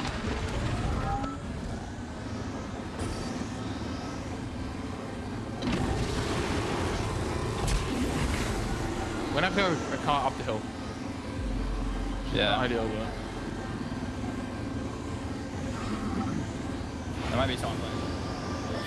They were looking to take the advantage of taking a timing where one team might rotate through tunnel, and that can scout ahead for them to where they could have a potential to potentially 3P or whatnot. Saw that they teleported out behind them, opted to take another rotate. I'm more than happy with this rotate because the other one could be completely random. You don't know what's ahead of you. Sure, here you wouldn't know as well, but you're not as locked into that one area to where it's do or die moment. Here, you have several options. They could have gone further south towards that spider choke. They could have gone a little bit more up towards the choke, and they have several areas to where they wouldn't immediately die. So very happy with this call from Zero. A big part of the way that ZZ are playing right now also has to do with the fact that even though we mentioned that they had survey beacons on the way, their composition can't take advantage of them. And so they are having to take everything at face value. You see one team here, you see 2 teams here, you don't know exactly where they are, and you don't know if there are more in the area. And so you have to play things super safely. It's a big reason why we see ZZ retreat. And funnily enough, after this next ring close, they are going to be getting a mythic crate on them, so maybe it was scripted all along. That's the plot armor right there to help them on their journey, because they do have a tough rotate to make it up that hill at some point. And yeah, when you're talking about really, it just comes down to making sure that you're not taking any more risk than you really have to. And that's just one of the things of being calm-headed and planning properly. As we see the zone hard pulled up all the way towards Lightning Rod, and now all of these teams are fighting for this area. We saw Hot Dog Mafia playing underneath the building earlier that we're feeling safe for the moment. Won't be safe for that much longer. DGAP will now be looking to get KP on the southern side, same with Orwin Esports, and Team Inferno is looking to hold out their backs against FYR as well. So now that you have 3 teams holding out their backs, a lot of these teams are going to fall as Circle 3 closing is in 1 minute. And LeaveNoWitnesses, they are really laughing right now. Sitting up on high ground, they prioritized it early. They locked the doors with the rampart. They've still got a crypto defensive EMP ready to go. I know that we aren't into placement territory yet. I know that they haven't won the game, and who's to say if they're even likely to, but the positioning prediction alone does look really good on paper for teams like LeaveNoWitness, Exterminators, 100 Thieves even, who tried to take that position earlier, and it could look good for Virtus.pro as they take an engagement. Huge EMP, but did you see that immediately down by the double PK shot? Could not even react. Did a good spray with that R9, but when you get barrels off by 2 PKs, there's really not much you can do to react. Nice retaliation right there by VP, and that's exactly what you got to do. If somebody swings you, you got to double, triple swing that, and they can't react. Virtus.pro in a very tough spot. They've got FYR Strays looking at them, and they've got Shopify Rebellion coming at them from the east side. A lot of teams gonna have to converge all the way by Stormcatcher with no real cover and no real buildings as ZZ make their rotate in, of course, with the Trident, of course, with the bubble, but importantly, with the Kraber on 0. They're actually safe where they're at right now. Just a little few more inches in towards, and they could even play down here by the boxes as they actually score downs as well. Several teams are shooting at the first team to go there. But when you're the last team and your back is cleared, you have a lot more leeway to do stuff. CC making that play of not going too early is very conservative, and that's exactly how you need to play it when you're in these high, hot areas. Not much the Durags could have done, but Nice Guys may be able to hold on where Durags fell. With a little bit of cover, even provided by the death boxes. ZZ are looking for angles to finish off this team, but having some trouble doing so. Nice Guys pretty safe. Shopify Rebellion, unfortunately not so. FYR Strays will go down as well, and TSM throw out a couple of nades right now as DGAP look to survive themselves against Virtus.pro. This whole east side devolving into chaos. James Fearless needs one good PK pump, does not get it as Slayer answers back and DGAP goes down. We saw VP retaliate earlier. Good shots by Avoli, but not enough as Slayer says, no, I'm still up, and he finishes up the squad. CC looking very happy here with this Kraber as they see a rest getting pulled off. He's trying to shoot his toes, but not really getting it enough. Sykes gets that down, but they still have at least 2 more teams to go through on their way up that hill. That's just on one side, Dia. Can they make it through at least 2 to 3, 4 teams if we're talking about the teams underneath the building as well? 5 stars fighting Sentinel up on high ground. Sentinels really want to hold on to this area as it should provide them a safe rotate out later on, but a bubble being forced out of them does not bode well for Sentinels, who seem to be giving up a lot of space to the 5-star lads. Out comes the amped cover. 5-star have a little bit of high ground, but it's going to come down to Peacekeeper pumps, to close range shotgun blasts, and to whether Sentinels can clutch when they've given up so much space already. Lord of the Rings turns his back, gets shot in it, and Sentinels, just like that, have lost control of the fight. It's 2 down, it's 3 down, 5-star smell weakness, and they take him out. That was an unfortunate timing of repositioning. You got to do it when they're not peeking. You needed it at the absolute worst timing. Speaking of timing, CC going for the Jibby into Trident play. Sees the fences down below, but Hot Dog Mafia is no longer there. Actually opting to sit for the tunnel play. There is a teamer as they just bounce on this team, immediately looking to wipe them and take their spot, and Zone Spammers gets immediately eliminated. That's not real. I don't believe that ZZ actually landed all of those shots. They just Maggie balled and threw a bunch of Peacekeeper pellets at them with their hands, and so Spammers disintegrated. Team Inferno have gone down, but the fastest 3v3 of this game belongs to ZZ by a mile. 100 Thieves in a phenomenal spot right now, working their way throughout that tunnel earlier on where Hot Dog Mafia was trying to gatekeep them, didn't succeed, and now they're in a super solid spot right there. Nice Guys working way up this cliff like we said before. Very hard to hold as you have several teams moving up at this exactly same tempo as you, and they get immediately pinched and eliminated. With Orin going down as well, the few teams left on the low ground, Cryvor and Virtus.pro, still have to deal with squads like LeaveNoWitnesses and ZZ, who are terrorizing Thunderwatch right now, taking one team on after another. And if I'm not mistaken, not dropping a member. LeaveNoWitnesses try to dance around, but ZZ haven't even suffered a knock yet and seem to have plenty of safety to reset with. LeaveNoWitnesses are lucky to have Rena get out of this alive, but that's a temporary status, whereas the KP the ZZ are getting is forever.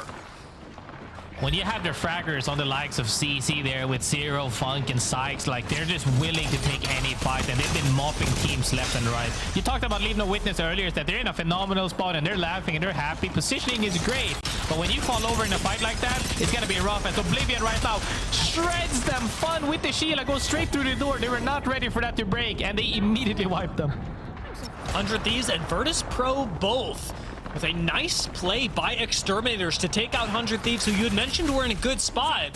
Exterminators have now taken control of that. Great recognition by them. 5-star get abducted down through the low ground. This was not their choice to drop, but it's been made for them, and they'll be lucky to survive if they do. Exterminators looking at this. Jelly can extend out. Serial Cat's gonna go down, and 5-star get griefed by that Ultraman. An Exterminator right now in the God spot, looking to hold off of teams. As long as they can make sure that all the other teams are fighting each other, they are looking to close out this game potentially. Some teams will be safe underneath. One team might be safe for a little bit on top, depends on how well they can set it up. But CC is not looking to let anybody play or coexist next to them. I don't think anybody's in there, just watching for the portal right now. ZZ really want to hold all this space to themselves.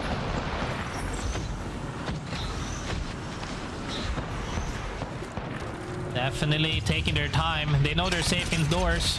Looking with that Kraber as well. They know there's a team below them. They know there's a team above them potentially. And then we have Exterminators owning 90% of the zone right now. As TSM is on the other side as well, looking to make pace on them. Comes down to alter queues. Everybody's fighting with the PKs. One down comes out. Exterminators holding on to their spot for dear life right now. They're getting shot at from above the rooftop as well. But if they can just stabilize here, make sure nobody goes down, even though they're getting naded and shot across the map, they are looking very likely here.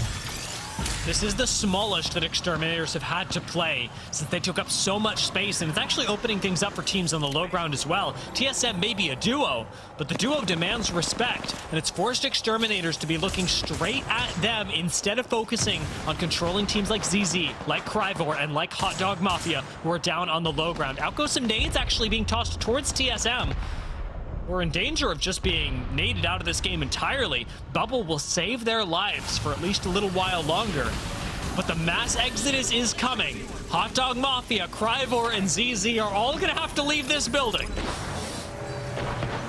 They all have to leave this building on the same pace as well. We're gonna see Skittlecakes is looking to try and ult somewhere out right now, nading underneath so that they can get over there.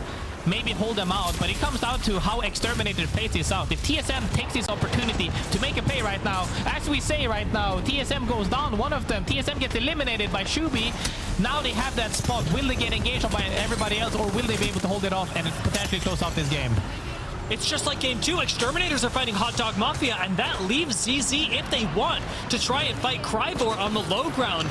But Exterminators hold on. They meld out for Lily so quickly that it seems like they're able to control more space than that. And ZZ trying to wrap on this and get cheeky will be punished by Exterminators, who full send with the Maggie Ball, knocking Zero into zone and eliminating ZZ. It's Exterminators versus Kryvor for the win, and Exterminators, they've still got the high ground. Double. This could be Kryvor. The Peacekeeper pumps. The peaks. They're perfect. Kryvor take the win. Kryvor with a good bubble up into that shotgun fight that everybody is always looking to do with that Gibby. Really nice PK fight right there. However, I would like to say kudos to Exterminator for holding on to that spot for as long as they potentially could. They opted to wipe out CC to make sure that they get more placement points and kills, because at the end of the day, if they just have to pick and it's a 50-50 which team do I int because I'm out of safety first or out of cover first, they would rather take it in their own hands and say, we'll just wipe them, get the extra points, and then try to take a 3v3. Didn't turn up in their favor, but Kryvor, really well played, coming in from the collapsing side, essentially, the congested side. Yeah, I really thought that Kryvor and ZZ were going to fight each other, but watching ZZ take the same rap changed everything, and Kryvor, great recognition of that, go, okay, well, if we don't have to fight on low ground, let's not. Let's walk up this hill, take as much space as we can, and ultimately find the win, a 20-point victory with 8 KP. Exterminators we say this often, but living up to their name, 12 KP is a lot, and they were clearing out the entire house. They were playing that phenomenally. I hope everybody at home that has the access to the POVs on Faceit Watch as well could see exactly what went down, because there's just so much action. When the collapsing happens and there's 5 teams fighting at the same time, it's hard to keep track of absolutely everything. However, these are our 3 teams that we did see quite a lot of. Cryber Esports taking it home at the end, but Exterminators holding on aside and getting a lot of KP in the end. CC had to make, from getting from their spot and making it up that hill, even though they had a Trident in the Gibby bubble, into immediately zip lining up that we saw and just wiping zone spammers. Phenomenal macro play into the fighting with them, and then they're wiping even more in the house. It's just great gunplay from all of these 3 teams all around. And great macro play from ZZ has landed them in first place. 48 points to the 44 of 100 Thieves. Tiff, ZZ seem pretty darn in control, even with 100 Thieves' banger first game. The consistency really is key here. It truly is, and honestly, we've been in for such a treat with all the action that we've gotten from Americas.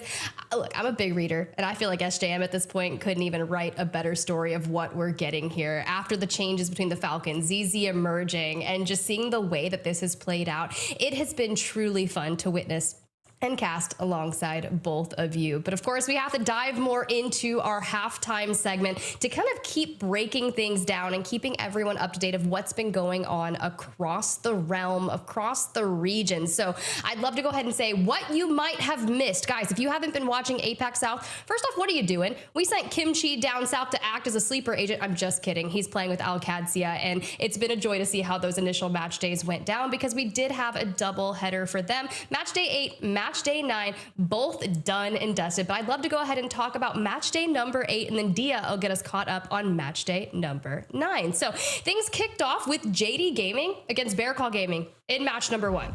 Things got pretty heated. The Wolves Esports pack moved in quickly after that to win both matches 2 and 3. So then we get into game number 3, and the back half of the series after that kept on moving with game number 4. JD Gaming finds themselves on high ground, this time winning the match against Keep Going. And this is specifically where, you know, things are starting to look pretty bleak. Wolves pop up on top of that rock, lay the hammer down, claim the win for themselves, and then we keep on moving forward into game number 5, where I briefly mentioned Kimchi. Well, JD Gaming on the high ground here. Things get a little interesting, which you don't really have a lot of options. You've already extended your Gibby bubble. You've got a couple things. Sure, try to make a play on the zip, and JD Gaming goes, gotcha. That's my impression. If Vicky was here, it would have been way more epic, but you know, I digress. I try my best. Match number 5, ALGS, Kimchi, Player K.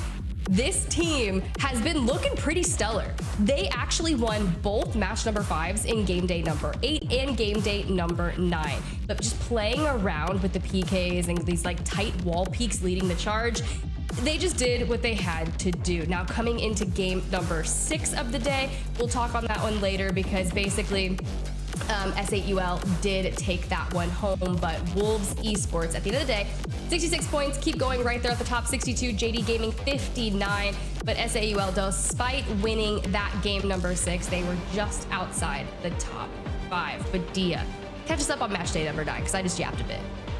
Well, match day number 9 honestly had the same amount of excitement. It was a little bit more of a roller coaster at times. It started actually pretty calm, with Boogie Borders finding a match 1 win. But in match 2, the boys picked up the torch and actually managed to do very well before ultimately dropping onto Team Mango to find a win. In match number 3, we had QOR Gaming taking the win against Dreamfire after a very quick and very tense 1v1. But if you're wondering where Gen G are, if you've looked at the leaderboards already and going, well, you've named 3 people that weren't Gen G, how on earth did Gen G do well? Well, it was the second half that really belonged to Gen G. They ended up, I think, they took the win against Dreamfire again, so Dreamfire getting cut short once more, winning match number 4, and that ultimately set them up to win the overall day, as match 5, Gen G might not have won, but ALGS closed the match with Pricey getting a nice win against Gen G, who placed 2nd place. Kraber headshot was very cool, very fun, and match number 6 ended with an S8UL win, which, funnily enough, was the same closing note as we had in match day number 8.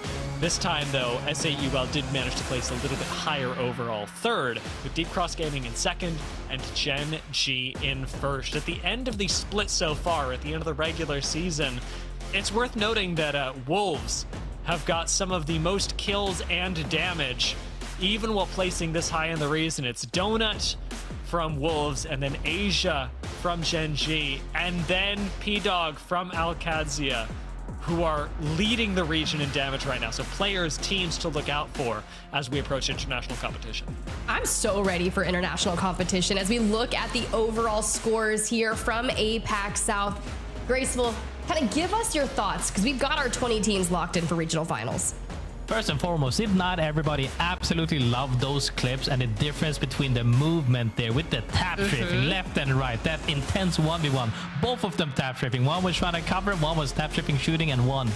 That type of gameplay is what we see in this region. APAC South delivering on that aspect. One thing I will say though for sure, if one of your favorite teams is in the top 20, you're smiling because you will see them once again in the finals. But if they're not in that bright, I wouldn't even say bright, the golden nice number right there on the 20th and upwards, you're gonna be a little bit sad to not see them as much anymore. However, it is not the last chance, because we're gonna be moving. If you're not making it into the regional finals, you still have one last chance in LCQ, last chance qualifier for people that haven't too familiar with it. So I think that you can still share them on.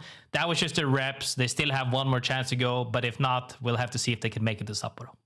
Well, that's what you might have missed, and apparently it's a heck of a lot of action because we have just been having so much fun in all of our different regions. And Graceful's over there hyping up the movement that we're going to witness on international LAN competition. So let's go ahead, let's get you some more information on how you can snag tickets to ALGS Champs, because it's coming back to Sapporo. We wanted to give you a bit of information on where you can lock down your tickets for the big event. They're going to be live next week on our ticketing partners website, Zyko, on October 11th, 1 a.m. PT, 4 a.m. ET, and 5 p.m. JST. We love time zones, so make sure you go to Google, convert whatever you need to make sure that you are locked and ready to buy those tickets if you're going to be attending Japan.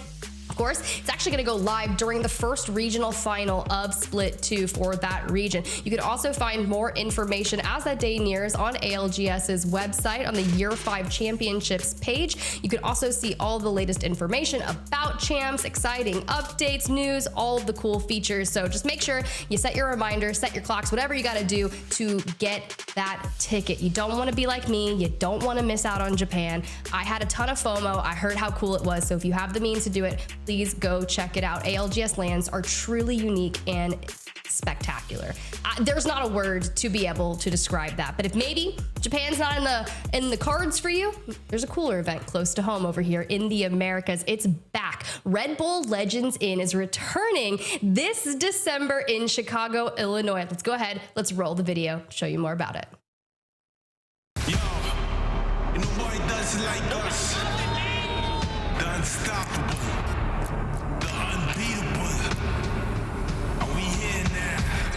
Let's get it. We've taken over the Godfrey Hotel. It's different, it's unique, it's nothing you've ever experienced before. The room was pretty sick. I hope all the competitors sleep well after we kick her. Let's get into it. Let's do it. Let's rock it. Are you kidding? Everybody's dying the zone.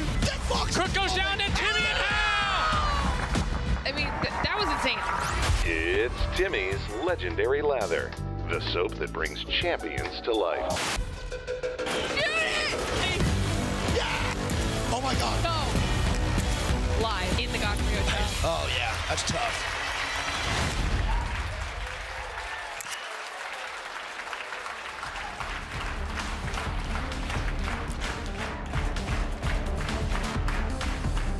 That's right, y'all. Red Bull Legends In is returning this December 5th in Chicago, Illinois to the Godfrey Hotel, where 19 teams will compete live in an Apex Legends Duos tournament for a $25K prize pool. You think you and your duo have what it takes to compete against Apex Pros? Signups are now open at battlefy.com/Red Bull Legends In to compete in the online qualifiers on October 25th and 26th, where 2 duos will win the opportunity to compete live in person at the Godfrey Hotel, Chicago.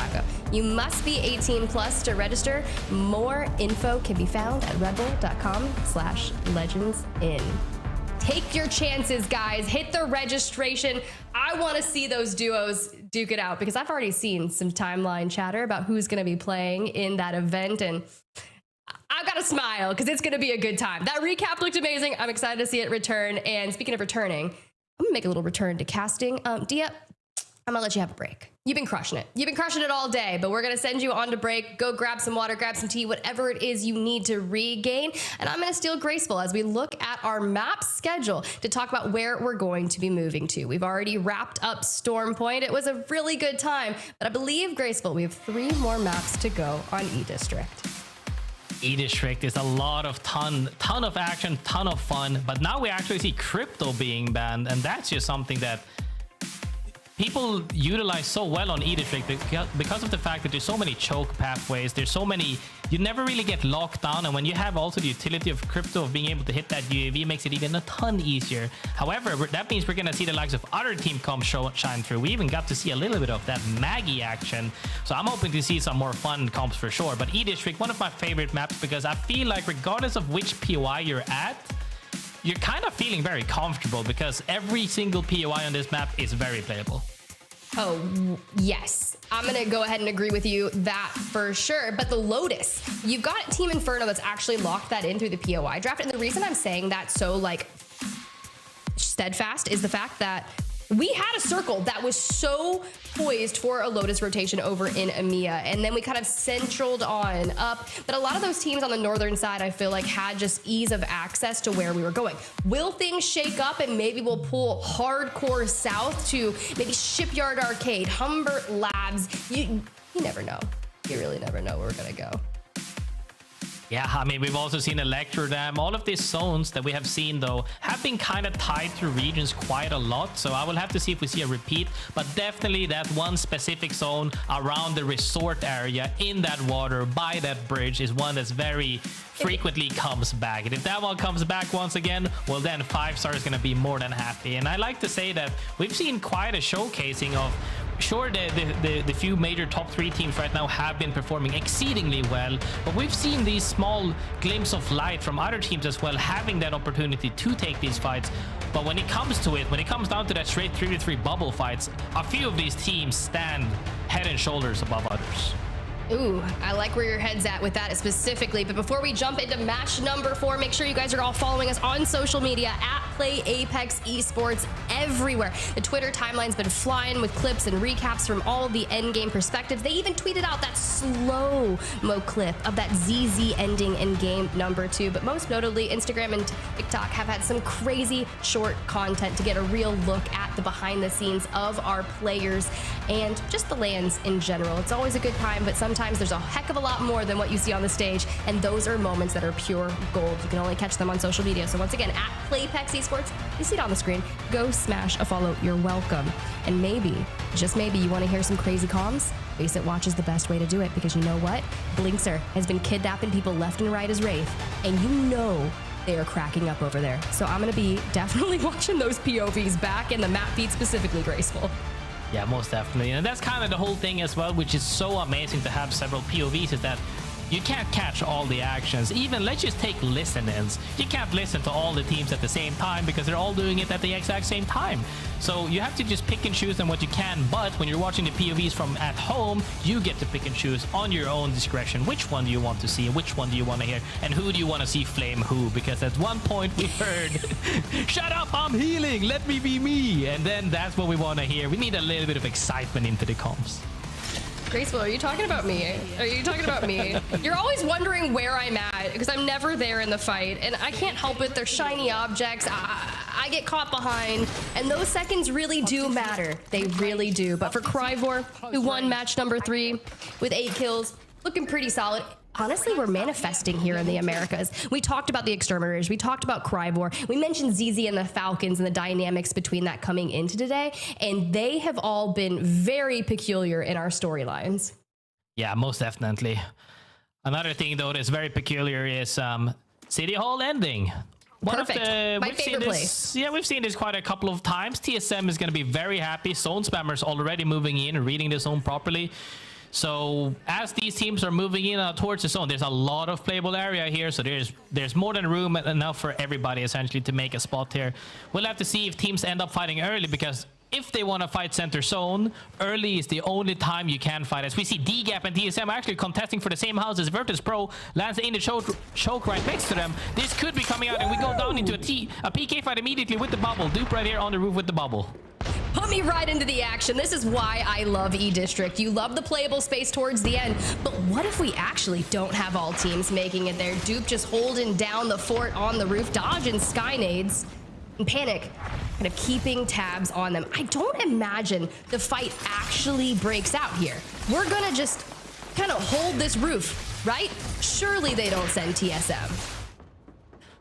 I mean, I think it might be TSM sending them, honestly. This is the thing, is that if you want to fight, now is the time to fight before more teams are moving into the potential 3P. But if they don't fight within the next couple of seconds, I would say probably 30 seconds to absolute most a minute, they probably won't fight unless they catch somebody off guard and somebody manages to sneak, like crouch walk or something like that. But as it seems right now, they are looking to just play it slow, play the rooftop. We have a solid spot. Let's see where it plays from here.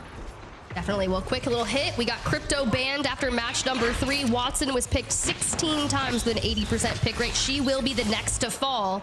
But a ton of people picking up not only Watson, but Alter, Mad Maggie. And Wraith is kind of that niche pick. I will let you guys know that Blinkster is still locked on to Wraith, still looking for the kidnaps. And Panic, you said they weren't going to send him. Dupe down, Panic down. Jet has to clutch. But on the Watson, we are going to see him just totally dip on out. MT was right on the other side, looking to try and hunt him.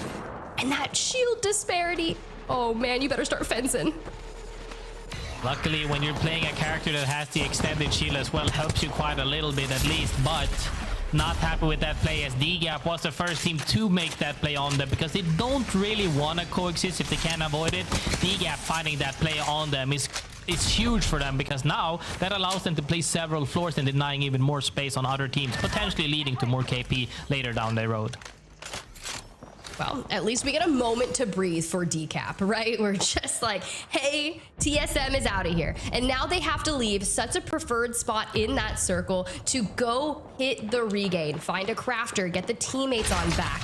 And it's not going to be easy to do when you still have a ton of teams moving in from the southern side, like Nice Guys, Sentinels, and LeaveNoWitness breaking out the Sheilas. They've made their way nearby into a position they can play from, thanks to Rampart.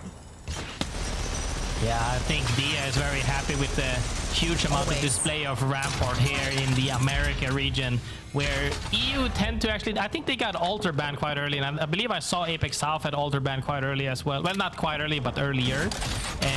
As we see now in America, so people are opting to get the crypto ban instead, and now Watson is getting banned before Alter. So that's an interesting play to see for sure. That also leads to less Wraith, because there's no reason to pick Wraith when you have Alter unlocked, is what a lot of these teams tend to go for. But however, some of these teams, or in esports specifically, opting for the Wraith rather, and also picking that Maggie. Oh, well, or in esports here. 13th overall, 9 points. Need to come up on the back half of this series, which, you know, it's not too late to make a play for the top of the leaderboard, considering how tight-knit the top couple teams are. It leaves a lot of room for everyone else to kind of move around and try to salvage some points on the overall day.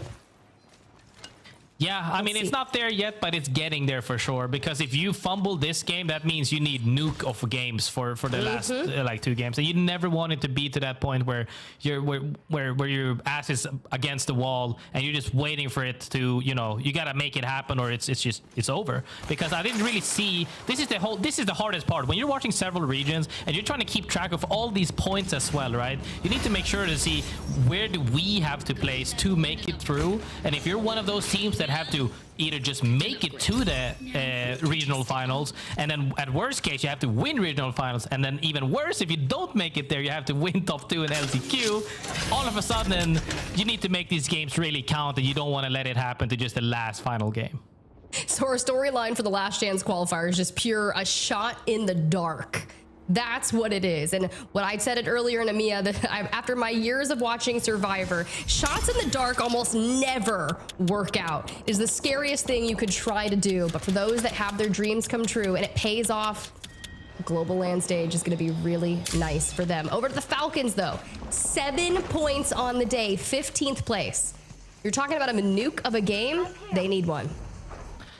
Yeah, we also saw them go out about mid-ish on the previous games as well. In general, 7 points is nothing to be happy with. They're definitely not happy currently. And as we see the zone move more towards City Hall-ish rather than up towards the water, these areas are becoming a lot more tougher to play because the southern end is actually super high ground, hovering the northern side.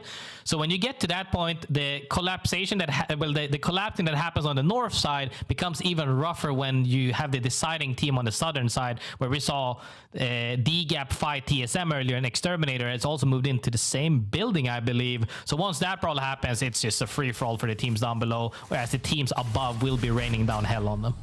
Well, at least the teams that are making their way into the circle now, they may be late 100%, but you're playing for that next circle information, that next zone, so you can plan that course of action. The tough part about where it's going, yes, a ton of people can live in that area and coexist, but not all 20 teams are going to make it towards that mid to late game. And for Durags, who just made sure they've got all 3 players, they're sitting triple blue, they've got to enter on down through the south side. But TSM, who wouldn't normally be here, are still lurking about solely because they had to hit a full team reset. Yeah, and that's all about the timing as well, is that when you're on the same pace as other teams, because of the fact that, you know, one team might just be late, but one team had to reset, all of a sudden they get held by one team. And it just comes down to, 1, did you scout the other team that's on the same pace as you? And 2, which team gets held out first and gets opened up for the 3P essentially. So you have to make sure that you actually find all of your angles and actually scout properly ahead of time to see which choke is free or not. Because there's so many choke entrances here that you can go through that you're not really stuck until you put yourself in that scenario. So you want to avoid that at all costs. Make sure you scout properly and don't just go in blindly, because that's how it goes. You go in blindly, you get surprised by a team, you try to go back out, and then there's a team holding you there as well. Well, nice little free cam of where you can see 100 Thieves holding down. They still have to kind of work their way in, but they're also controlling the survey beacon and the ring console. And by sitting out here, you're denying ease of access to other teams. For Durags, they were poking at TSM, and they decided to head over towards the eastern side of where the circle is. Are they ratting? They are. They are. They're ratting, Graceful. One of the least favorite things, but you gotta do what you gotta do when your back's up against the wall, except it doesn't pan out. They give away the information. If you get a knock off of ratting situation like that, I find it okay. Instead, the jig is up. Yeah, 100%. Like, don't get me wrong. Nobody loves to get ratted on, but when you rat at other people, you always laugh. It's yes, kind of 100%. One of those scenarios where you just gotta be aware of it and then make sure it doesn't happen to you. But at some point, it happens to absolutely everybody. However, nothing really came out of it there. He only did a 90 spray, didn't actually put him down, so that's really good. Both of the teams survive and are more than happy with it, especially the team that almost got ratted on. If they pull a knock there, it's a different scenario. But for now, both teams are at a standstill until they have to rotate in. They can coexist for just a while longer. Elsewhere, FYR, enemy Crook Cersei making a play for Cryvor. But as we kind of go on through, I say we're making a play for it. They only have one more player to find, and it's going to be TLs, and he's going to take down Cersei. So Enemy and Crook will likely hit the cleanup crew. You've got the Void Nexus to make sure we can go ahead and hit a reset. But it's just, God, I forget how long those things are after the changes. We're going across map. Yeah, it's actually crazy.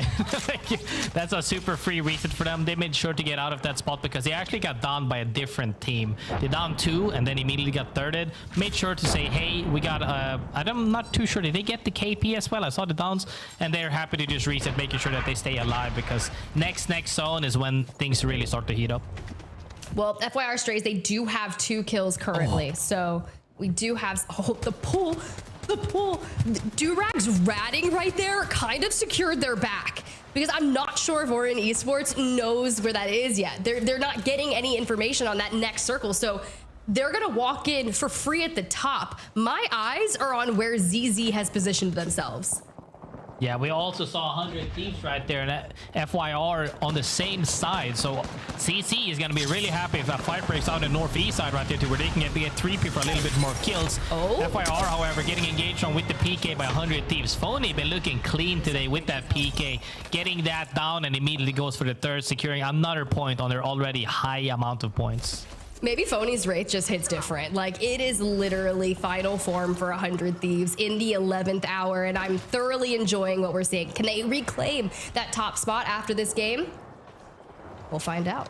But for now, they get to just do a bit of gatekeeping here on this side. You've got Cryvor and FYR Strays out there, and right now they're taking each other out. Enemy finds a couple, but the solo, it's tough. As you hit the hip fire onto Pluto, you take him out, you're the kill leader, but you're likely gonna run into the open arms of 100 Thieves, and there it is. Verholst, cleanup crew. He just took a broom and went sweep. I mean, 100 Thieves been playing really good so far. They've been playing kind of slow. We saw them play the same side from literally zone 1, essentially. Zone 1, zone 2.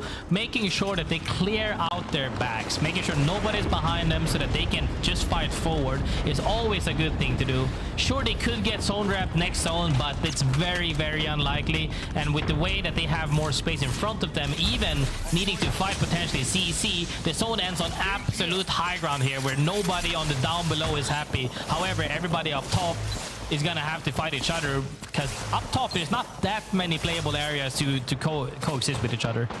There are way too many teams trying to get to where Hot Dog Mafia needs to move, because TSM, they're the front line of where that circle is currently at, and they even have to move up just a smidge further. So Hot Dog Mafia will be the first real point of contention, but then you have teams like the Falcons that are likely going to drop down here and then get sandwiched by Shopify Rebellion. If they don't swing on this, you've got to go in straight from the west where VP is. So the first fight we likely see break out was right there on your screen. Just kidding. Yeah. We're going to the east. We're going to the east, baby. 100 Thieves continuing on that dominance, this time taking down Orchid Esports. Or maybe. I'm not a future reader here, Graceful. I mean, they're playing very calmly and with patience, because they're in no rush right now. The zone hasn't closed just yet, and even if it does close, it's kinda ish on their side, so they have plenty of time to make sure to take this fight. And now they're looking to step up slowly but surely. Are they playing in that little truck? They're already Maggie queuing it, trying to shoot down fences, making sure they can step up, trying to scout ahead. They are in that truck, and now they're getting absolutely demolished inside of the bus as they try to TP out. But this means that they have now a playable area. But CC, that we saw earlier, playing on the northwest side of them, is not letting it happen for free. Well, all this is doing is Orchid Esports does fall, puts pressure onto Durags, because they're right on that south side. And as soon as they pop on out, there's the portal that we had just witnessed. And this time, the Riot Drills, they are hurting, eating resources away as we turn our sights to the other side. Fun FPS, Monsoon, Blinkster, give us a kidnap. The people want more. This is the side I was talking about, that everybody's on low ground as absolute height has the zone. Now, they don't really have... This team has a spot, but other teams that we're walking is going to be in a tighter spot, as they're now getting looked at by Oblivion with that bow. There is a fence in that indoors as well, so they might coexist, but if they decide to take a fight, above them right now, there are two teams fighting, as Oblivion TPs in to see if they can make something happen. I know that he's just sitting there like, oh, just waiting. Look at the fences. Like, this is a staple Watson fence. Fun, Fireman Fred, whatever you want to call yourself right now, man, that is exceptional. Unfortunately, didn't net ourselves into a kidnap, but I will wait for the end. For now, 16 teams, and as I say that, ZZ will be the next to fall. Oh, Falcons already bubbled out, and there is a team above them as well. No bubble. Did they get a gen down to eat this potentially? They did. Top team doesn't seem to look down at them with this timing. However, once this GB ult ends, they might be looking to re-peek them. We'll have to see, because if they get down, they could get wiped immediately by the team next doors. Speaking of next doors, VP already peeking them. New bubble comes out, looking for the reset here. VP gets shot in the back, I believe, by Oblivion, as we saw earlier. Gets shredded, not enough to wipe the fight, but Team Falcons is playing on borrowed time right now. LeaveNoWitness does fall, but this Jenny is allowing them to heal back on up with Shopify Rebellion holding the high ground. We only have one more nade in that hand to be able to invest that potentially to Shopify Rebellion or lob it over the fence line. So we'll check in with them later as 100 Thieves maintaining that high to low ground disparity. And since they've already burned that bubble just ahead of them, Jen is ready to open season, break the Jenny, and immediately lob whatever damage they can. Good side angle there from Gemberden. Doesn't get it down quiet, but he puts out a lot of pressure as Verholz takes down Albrelelli as well across the map. They're just making sure that they're keeping their spot right now. I didn't see it in the kill feed earlier if CC went out, but 100 Thieves taking this. Oh, they did, yeah. So they took their spot from CC. Really good positioning right now. If they can hold this out, everybody on the south side of this zone are forced to fight. But not only south side, northwest side as well. Oh, Waltzy. Backing on up, and now the Semtex is incoming. We're trying to dive it, but when you've just got Lou and Slayer keeping the pressure onto you, the Falcons will not even make it into the top 10. DGAP with Ava dropping on down, trying to hit the ultimate Excel. Well, you've got all the chaos happening down below inside the stalls. Ava last now alive. She tries to hit the PK straight behind there, but Sentinels. That kill feed is an actual receipt as it just flies, with Oblivion being the latest victim. Oblivion, VP is laid out as well. TSM is laying out as well with those kills. DGAP gets eliminated as well. All of these teams that were fighting with the zone closing right now have collapsed properly. Sentinel still playing that little ridge line, I guess, the slope right now. One of them gets down. Will Hot Dog Mafia on the inside hear this? They do, as they're trying to disrupt the res. The rest does happen, but they do get a read on right there. 2 downs, actually. They should be looking to collapse on them. But on the other side of things, Virtus.pro is looking to make plays on 100 Thieves. Can't really make it happen because fighting up that stairs is very hard. They're on 8 kills. They're on 8 kills. This is just a solid performance series for 100 Thieves today. I don't know what they woke up and decided to do, but they are wreaking havoc on this lobby. And from the south, as a duo, Hot Dog Mafia gets booped by a rogue Maggie Ball, and we lose out on Alb. Now, a solo shenanigan play from Rambo is well needed, but it looks like we can still hit the preserve here, as Phony has got the angle. Oh my god, we're gonna burn alive. There's only so much you can do. You got Shopify Rebellion, VP, everyone just pressuring you. I mean, that is rough. You get angled by 2 drills, and then 2 teams are angling you. 100 Thieves doesn't shy away from this fight. Despite having essentially a good spot to hold down the team below as well, they're making sure to take this fight. Let's see if they actually engage or if they're just trying to start something. If they can start something to where the other team engages here on Shopify Rebellion, that could start something, or they need to wipe this cleanly before they get 3P. Phony puts the TP to see if he can make something happen. VP is looking to sniff out right there. Can we join in on this, or is it too early? Is something happening? 1 down happens to Shopify Rebellion, and they can't even get the reset, I believe. Verholst picks up a knock on to Zainu. But for now, it is the equivalent of a Spider-Man meme. As you see, 100 Thieves just says, we are taking it. We are going to clear out our left. They take down Shopify Rebellion and immediately turn their attention on to VP. But it's just too quick. Jen falls, Verholst falls, and Phony, the last man standing, trying to make something happen. But when you're in a 1v3 situation and Slayer is circling, it's Virtus.pro who comes out on top. Virtus.pro is actually in a really good spot right there, because it comes down to 100 Thieves making the decision. Do we let this team below, do they need to engage on us? Yes, because the only way up is that staircase from the sides of 100 Thieves. Decide to opt to say, hey, let's just take this fight, wipe out them, and essentially play for second, because sure, you could get the armor swap and potentially turn on VP coming up those stairs, but when we saw what happened right there, the triple swing with the PK, he got a shot off and immediately died, and the bubble came down. There's really not much you can do, but kudos for VP coming in from the northern side at collapse and then up those stairs to the 3P. Good solid way to close out the game. Yeah, I think it was done, and I love that you called it out. You're like, they're immediately just going to play for second. They roll through it, but VP's performance nets them 9 kills. 5,000 damage. They were constantly pressuring. Now, they're a part of one of those teams that when you think of where Hot Dog Mafia was, this was the team that was kind of diagonal from them, where you had 100 Thieves positioned to their east, and then you had Shopify Rebellion just towards the left. And what 100 Thieves does is they actually take the position away that Hot Dog Mafia had, and then it kind of wrapped them around, right? Led to a huge amount of success, because if they had moved on to Virtus.pro at that point in time, they would have fallen around the time when Hot Dog Mafia went, and Hot Dog Mafia probably would have third party, but those results come through. It was worth it, right? Playing for second gets them the extra KP, and they actually tie Virtus.pro in terms of points, Graceful. And that's the thing, you really don't want to leave it up to the other teams' hands. You want to make sure that, hey, if we are going to die, we need to get the extra KP and the extra placement, and that's phenomenal. They both tied for first place points in that game. 21 points is humongous as we see these teams. Well, 100 Thieves is already up there at 65, but the other teams right there, the size of Virtus.pro as well, are moving up slowly but surely, as Shopify Rebellion as well. 15s total. Now we're heading into the next game. It's getting tighter and tighter. It really is, but for 100 Thieves, they're just cementing themselves at the top of the leaderboard. Will they continue on with the consistent performance through our maps 5 and 6? Guess we're just gonna have to wait to see. Go grab a drink, get some popcorn, whatever it is y'all need here in the Americas region or wherever you're watching from, and we'll catch you guys after this break.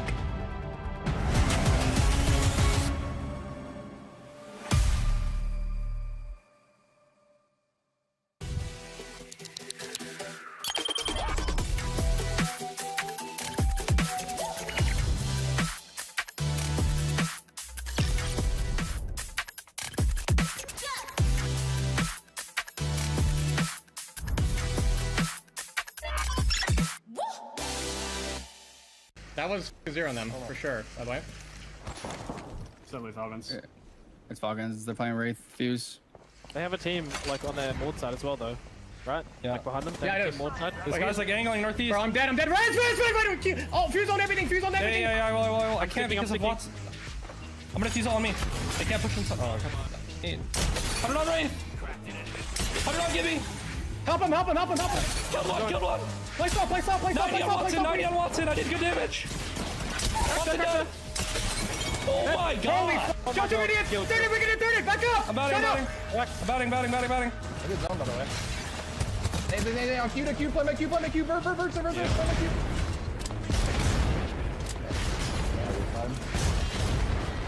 Wow. Go here. Yeah, don't. I have to jump out. I don't talk from these, bro. You know, keeping the score for scrims, that's cool and all, but all that really matters is who does better at the lane. Oh my. It just literally bounced me off the map. That nade did? Yeah. They got I killed one. No way, bro. They got him. Oh my god, I just... No. I didn't mean to do that. Oh my god. Oh my! Can you swap it? Yeah. Nading us. Might be good nade. Oh yeah. Drop me. Red Bull is the official energy drink of the Apex Legends Global Series.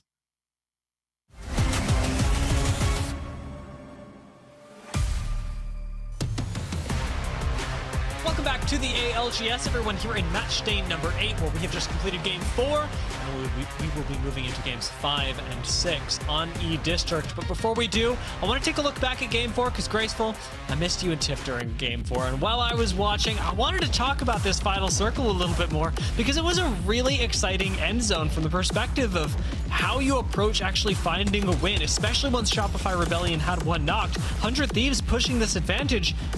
You could call it good play, you could say it cost them the game, and it's kind of both. I mean, we're talking about costing their game, but when we look at it from the POV of VP, they're coming up those stairs regardless if you want it or not. And if they come up that area, they're bound to run into you as 100 Thieves. So they opt to play for second instead, getting the KP and placement guaranteed, which in my opinion is always the best play to do, as VP comes out on top. But the odds of them just running into Shopify Rebellion when they're further away is very slim to none. So rather than just having an RNG bubble fight, like if they lose to VP in that bubble fight, they would have less KP, less placement, and just overall not worth it. So I think it's the consistent play to do, and VP just managed to get the 3P, which is nice for them. But Shopify Rebellion got caught, and then that cost them the game. And 100 Thieves on the other side have certainly stayed consistent throughout the day. It's what's let them stay at the top of the leaderboard, and I mean, they have looked really, really good. They may not be just slamming games like they had in game number 1, but the amount of KP that they are collecting, the placement that they are collecting, is more than enough to keep 100 Thieves in a comfortable lead. Now, when we look at the games yet to come, VP have just won a game. I want to note that off the back of that game, we've got Watson taken away. Alter, however, still in the picture, and the fact that that's still true on E-District is really, really telling. Alter is so powerful. We saw it on Stormpoint. We're definitely seeing it in E-District with that VP win. And the fact is that she's probably going to make it all the way to the end. Yeah, I mean, it's one of those characters that allows for, I would say it enables you to have room for more mistakes, because you can throw down a TP and then run somewhere and then actually just TP back out to safety, as we saw right there. We saw a 3P happen and TP it out into the zone to get the reset and then walk forward again. And when you have the room for those mistakes, it allows you to take more risk, a lot more, like, not as high risk, high reward, but rather, like, I would say almost low to medium risk with really high reward, because if it's free, you have your spot, you have your base. But if it's not free, well, we reset, we try again. And that's always a nice thing to have in the back of your, in your sleeve, essentially, to have there. You know, I've always been curious about this, Gracel, so while we're taking a look at the draft, I want to know, I see so much Lotus priority, and I don't deny that Lotus is a good POI, and I'm sure there are kind of mid POIs on E-District, but for the most part, we've talked about this being a very balanced map. Why is Lotus so popular? Why do so many people first pick Lotus if you're going E-District, as opposed to something, say, like Draft Point or like City Hall? I mean, it's kind of the same thing with Electrodam as well. There's just a ton of loot there if you want to. Good rotational access. You have the access to Balloon, which is further makes it even faster rotational for you. Never mind the fact that I'm not too sure many teams have been doing it just yet, but some teams also pick preferentially towards which zones are currently active. So when you have a team pick that says, hey, there's about 4 active zones out of like the 6 typically normally played around us, then that makes it even more of a pick, because you have the zones in Electrodams, you have the zones in City Halls, you have the zones up there in Resort as well. And when you have those zones that are currently active, it just helps alleviate that pick as well. However, I would like to say as well, it also comes down to your playstyle, because yes, you can play out early, especially on this map, because like I said, there's so much playable area on the map. But if you're one of those teams that really runs home the whole, we want to just have triple purple before we walk in on at fastest medium speed, but preferably at super latest, clear out our backs, and obviously always look to take fights on repeat, then you're still not probably going to opt into it. It just comes down to preference, really, because I think that isn't that a good stage at where the game is at, when you have preference, and that's more important than just needing to pick meta spots? I mean, it's certainly been a big buff to the scene, especially with the introduction of POI draft. It does feel like folks are able to lean into stylistically what is best for them, but looks like we're going back here, Grace. We've seen a lot of City Hall in our day. We've catched a lot of E-District, and I'll be honest, I know this better than I know some people in my life. City Hall is where we're going. I mean, this is kind of what I say with that. Like, I know people have been doubting me, but I've been saying this for 6 years at this point. When there's active zones, and it changes by seasons and sometimes patch, they are active. That means highly frequency. And when we see City Halls to City Halls to Resort to City Halls to Resort, well, then at that point, something got to click, and you're immediately looking for it. We see a couple of these teams immediately recognizing where the zone is. Whether or not they actually have the beacon knowledge or not, they were just heading there immediately and saying, hey, we know where to go. Team Inferno looking to fight. Like we said earlier, when you fight in zone, you fight early, and the fight is about to happen. Seems to be benefiting Team Inferno right now, as they've got a lot of zoning tools out there with the mag drill, with the thermites. Virtus.pro completely undaunted in their own engagement up against Nice Guys, have high ground and the first knock, even a full thirst. So a point going over to them, as well as presumably the fight and all of this space, because if you've lost one this early on, I wouldn't turn around as Nice Guys. I'd let this go. This is also one of the things as VP does well, I think, where you have the momentum from winning a game. It definitely fuels a fire underneath you, where you're like, hey, we just won the game, let's close out this series now. And you can see that they're just running at people. Well, not just running at people, they just immediately get that KP, secure it, and now they're gonna keep going with their plan. And when you have a game plan and you pre-plan properly, things are just looking good for you. Shopify Rebellion dialing things up to 11 in this game, taking out Hot Dog Mafia so quickly. And honestly, good for Shopify Rebellion. A team that I'd expected to be dominating based on their scrim performance this week has instead been pretty quiet, sitting at around 11 after the course of these 4 games. If they're going to pick up the pace by taking out teams, I do not mind it one bit, especially as we dive into our last 2 games of the day. CC unsuccessfully tried to rat a team, couldn't get it done quite just there.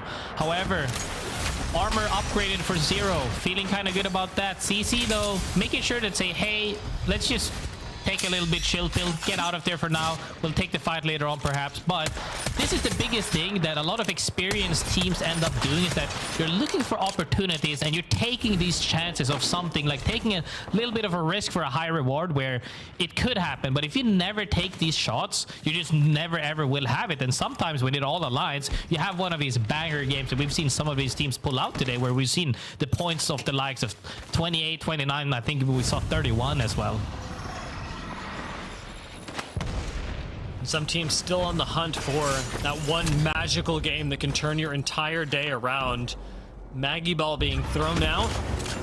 Just in a fight over these tunnels with Orin, who as of right now aren't actually forced into this fight. It's not one of the situations where we have teams sitting in zone just hoping that they can take an engagement. Completely of their own free will, and Virtus.pro maybe taking free will away from others. ZZ get wiped out almost by Lu single-handedly. Those were 3 kills straight to Lu. Lu puts down CC as they immediately catch them. As the thing is they weren't really that strong. They had 1 blue armor, double white armor. When VP has double blue, essentially, well, you see also that Slayer has pretty much a purple. You're feeling more than confident to take a fight, and when you come off of that win, you're not scared of anybody. Getting these 4 KPs this early on into the game, even though they're getting engaged on right now, immediately retreats and repositions will show that they have a really high likelihood of getting stacked and potentially coming in late with the zone. And Virtus.pro still have plenty of cooldowns as well. Even after they got engaged on by Orin immediately after the fight, they didn't expend Bubble, they didn't expend Gibby Ultimate. They played slow and just walked away from the fight, and that's enough. Orin do not chase this. They don't bite off more than they can chew, and it leaves these 2 teams sitting on the edge of zone, much like Shopify Rebellion, literally on the opposite side of the map in the northwest, who have just gotten the next ring scan at Resort. That is 3rd ring information that Shopify Rebellion have. The only other teams that should have that are 100 Thieves, Sentinels, and perhaps Cryvor. Yeah, making sure to set up for the late game, essentially. They might even go for another one on this route, potentially. I don't think so, though. They'll probably just walk in slowly, ease in, and then play slowly. But when we see the teams that are playing Edge right now, it's only a couple of teams on Edge, whereas everybody else is pretty much in the next circle. Team Falcons, one of the teams we talked about that had a glow up with Guild. We saw what? In the top 5 clips, we saw 2 of them on Guild. We were questioning whether or not he could pull out some more clips today, but been looking kind of tired today. Not him specifically, but the team have been struggling as they are currently low on points, needing this game and potentially the last game as well. Perhaps Falcons taking out LeaveNoWitnesses moments ago could be them clawing back a little bit of momentum. The Sentinels seek some themselves, be it momentum, be it kills. Doesn't matter. Cryvor right in front of them will do. And with Sentinels and Cryvor sandwiched next to each other right now, there's no reason to believe that this fight won't happen. In fact, they're more or less stuck on this side of zone together. There's no easy way to say this. Sentinels and Cryvor, they have to fight. There's no way that Cryvor managed to escape this and get into zone that is already packed with teams. Yeah, and the biggest thing is if Sentinels decide to play in that choke instead of going deep, that means they're going to have to pick a side, Oblivion or Sentinels, and whichever side they end up picking could be a potential full 3P. I'm not talking about Sentinels or Oblivion 3Ping. I'm talking about Virtus.pro coming in from the southern side, about to hit more. They're actually hitting an evac right now, it looks like, or TPing even. Right now, they're just making sure to come in late, stacked as much as they can, and when they come in, depending on if somebody starts a fight on that southern side of the chokes, on either sides, they could get even more KP than they already had, I believe, 4. Yeah, it's been looking really good for Sentinels so far. Yeah, it was 4. It was definitely 4, given their last engagement. Durags, not blessed with the same amount of KP, but still a decent position. Have nice guys right ahead of them. Haven't had the luxury of clearing out their backs. Durags expected to rotate into the zone with a lot less friction, and now fighting up against nice guys is on a timer. If they want to take this engagement, they've got to do so before another team walks in right behind them. And with ETH taking a lot of damage so far, it doesn't seem like they'll have the luxury of pushing the envelope. This is one of those things that where you're fighting this late, there's always a risk for 3P. However, Mello gets double swung right there by, I believe, Sang and Cody. Immediately gets put down. And now we see here Sentinels already past that choke, actually, fighting somebody else. No, just destroying traps, I believe, spikes there. And they're kind of feeling kind of comfy here. Yes, found a space right next to Falcons. This does mean that Kryvor have an easier rotate, as previously Kryvor was stuck to the south of them, and Sentinels moving has freed up a lot of space for that squad. We've still got teams like Falcons who are going to overlook this rotation from Kryvor. The whole south side, Falcons are going to keep tabs on, but that doesn't mean they're going to be able to stop anything, and they certainly won't be easily extending from the building to find KP. Virtus.pro going to try and rotate in. This is from the far southwest. Nope, southeast. That's how cardinal directions work. This is from this far south, and I did it wrong again. You were right. Southwest side. Yeah. Oh no! From the southwest side. And with Alter still being available, it looks like they found a magic solution. Hey man, if you don't see any solutions, you create the solutions. That Alter Q is huge for them right now as they just make it through the walls. They have to remind themselves to heal though. It should be fine for them. With this medkit timing is pretty easily right there. Now have access to the next zone even as other teams are walking in from the same direction. Cryo Esports as well as Falcons and Sentinels right next to them. All the other teams are opting more from the edge perspective. It's opting more for the northeast side.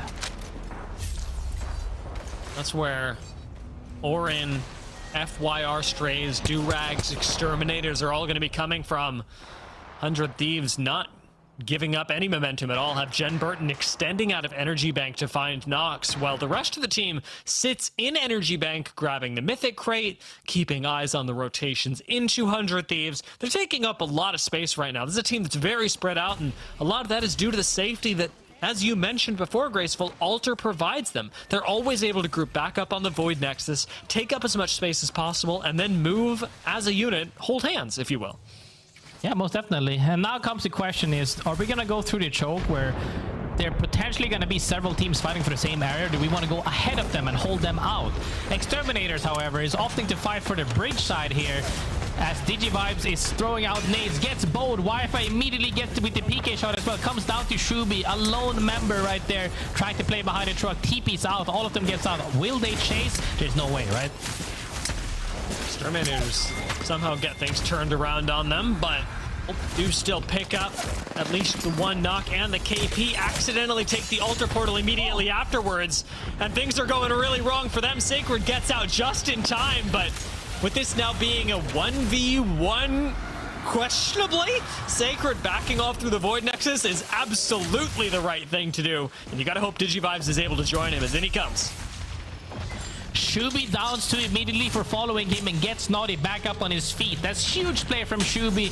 They're not letting their top 5 leaderboard go to waste because they're still in this game. Sure, they might not have the banner of the last person, but that's something that could potentially be solved if they're lucky. However, playing as a duo for the moment is honestly better than getting wiped. It's going to be a much better position even than perhaps FYR are in right now. With the zone closing in, teams on either side, FYR have got to do the same thing we talked about earlier and invent solutions. That they'll be trying to do with the Altar. FYR do spot 100 Thieves rotating right on by them. This eastern side of the ring, real crowded, real impossible. FYR make it even more impossible with a Maggie Ball. Jen Burton getting out through the wall with the Altar, still goes down. Half to guns, half to zone, gets cleaned up as well. Full thirsted is Jen Burton, and 100 Thieves playing things out as a duo will go for an escape portal. We'll see how Phony ends up landing this. Will he find a safe space for the team to play? It'll have to be good enough. Zone spammers are gone. The rest of the team unable to follow 100 Thieves as they got cleaned up. Verhulst knocked, technically alive, but really reliant on Phony in this corner. They are in quite a like dead center next zone, so that's a good positioning for now. But they couldn't clear out their backs properly. Actually lost again Burton, I believe, one on the way, walking in there, trying to hold them out, and they cost them dearly, because that's kind of the whole thing. When you have several teams on the same side and they don't collapse and one runs into you, that means the team that's in front of you is probably gonna 3P and gatekeep you. Exactly what happened to them. Should be happy for now though, being able to play it out as a duo potentially, as long as nobody spots them. And speaking of duos, Exterminator, the other duo we talked about after Shubi's great clutch right there with actually the 1v3 and takes 2 of them with him, managed to stay alive and right now unnoticed as well. Exterminators and 100 Thieves, they've got that much in common. Being a duo, one of the most challenging things, especially with 15 squads left and so much ground to cover. A team like Durags coming from the north is going to have to rotate right next to the duo of Exterminators, maybe opening things up for Exterminators to find a few cheeky knocks on the way in. Like you said, nobody likes to get ratted, but if you're able to successfully rat, especially as a duo, there is no better feeling. I think they're happy at this point to claw at any type of points as they can, because the point is right now placement, it's only top 15. Things could go south real quick to where they can grab a couple more placement points potentially, as long as they go unnoticed. But as other teams are starting to rotate in as well, we'll have to see if they can maybe potentially 3P something from behind, as the fight against Durags just happened right there. But no trades on the other side, so will they take advantage of this or will they keep ratting in behind them? A wall comes out from the duo Exterminators. Nice. Trying to see if they can make something happen and get past them. Yeah, the proactive catwall is actually such a good idea. Keeps Exterminators relatively safe against a DGAP who was clearly unharmed in the fight up against Durags. Unfortunately, Orin have taken notice. As TSM and Oblivion both go down, we've still got Exterminators as a duo who are able to create a space and even outlast DGAP, as the catalyst wall that they threw out saved them from the aggression of 5-star on the low ground. If they could get that wipe on that team as well for some extra KP before they get engaged on, as I say, they get immediately dropped on. Criver Esports does get eliminated, but it comes down to... Yeah, or an Esports gets eliminated as well. Exterminator got eliminated. The duo is now out, one of them. Nice guy sitting in the staircase that we saw very well VP win the last game from, is now looking to see if they can seal the deal.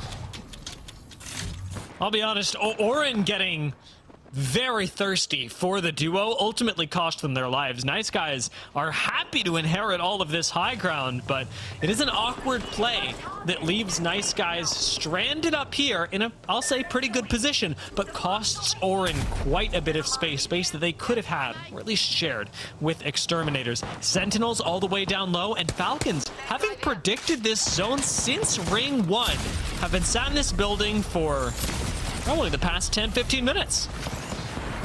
I mean, it's looking really solid for them as well, because KPs will come out eventually as they're forced outside of the house. But you want to get to a point where you can create space before that. There's only 8 teams left alive right now in this zone, to where there's not really that much KP left to take. And when you're that far behind on points, especially if you want to end somewhere where they're expecting themselves to land, potentially in the top 3, top 5, well, then you got to make something do right now. Nice guys, unfortunately, can't make anything happen. Do go down to a combination of Falcons and I believe it's Virtus.pro? Sentinels. 5-star gonna rotate right behind them. Still hugging this wall for a little bit of safety are Sentinels, and 100 Thieves, I will say, still ratting. Not as a duo, as a solo. It is just Phony left in this game. But he's keeping the consistency alive for 100 Thieves. Yeah, they've been in a rough spot ever since they got caught in that choke trying to survive Shopify Rebellion once again. Last game they were here, but they were in another positioning. Right now looking to close out this game with a couple Skynades. Also has the P2020 and had Sinus decides to go up this queue, see if he can make something happen, but immediately goes back out. I think they're happy with this for now, because they can opt to go up even later with their own altar. So maybe play a little bit slow. Yeah, playing off the low ground. It's not like anybody's going to poke them. Top 6 right now for Phony. Again, as a solo for 100 Thieves. Sentinels are right next door to this, but aren't actually playing in the small gazebo that Phony is in. giving him a lot of safety since he essentially gets to use a whole nother team for cover. What Falcons do in this next zone close, though, is going to determine most of the game. They have high ground, and the side of the building that they choose to drop down on, given that they have no Gibby bubble, no safety, no reset potential, is going to be the side that we see the big fight break out on. The cool part though, look at their comp. They have catalyst spikes, they have sparrow ult, and they have Maggie drills and ball. When you have all of that at your advantage from absolute high ground where you can see everybody, people will get lit up. Shopify Rebellion do lose one. With an altar portal, they do get back down to the low ground. So there's just a random catalyst wall covering nothing, but nobody knows that. Nobody thinks Shopify Rebellion is behind it. Oh, and they come back up, and the catalyst wall goes down, and it's cooked for Shopify Rebellion. A couple of awkward plays do not, unfortunately, go their way. Shopify Rebellion go down. Nobody controls the empty space, and Falcons still bide their time from up on high ground. Which side will they choose? Virtus.pro in shambles on the low ground. Big damage being dealt by Waltzy with the Stinger Bolt. Still has two of them. But it's about patience for Falcons, who drop down Catalyst Wall and choose to finish off Virtus.pro before anything else. They do it cleanly, missing only maybe 10 health, but the Skynades start changing that. Hal gets knocked back. This Catalyst Wall still up, lets Falcons reset.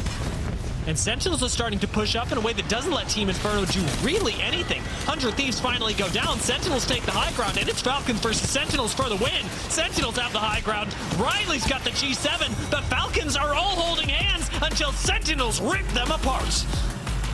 Gotta say though, good play from Falcons, playing that house the entire game and then even scoring a couple of KPs, but Sentinels coming from outside the zone, playing kinda late actually. Had to ease their way in through that choke, played down by the water essentially, that little slope there southeast of Falcons, and then made it work from playing underneath the building and around. Nice way to close out that game and even getting a couple of more KPs, but I'm not too sure how many they got exactly, but they're more than happy with that because we still have one more game to go. Yes, Sentinels were playing this as a relatively aggressive game, but they weren't just straight up running teams down. They were playing a calculated one, sitting in the corner when they needed to, not getting over aggressive and holding too much space. And ultimately, that's what let them hit some really nice timing up against Falcons, because this whole Falcons Inferno VP side of the ring was, as we predicted, the place where Falcons drop is where the big fight is going to happen.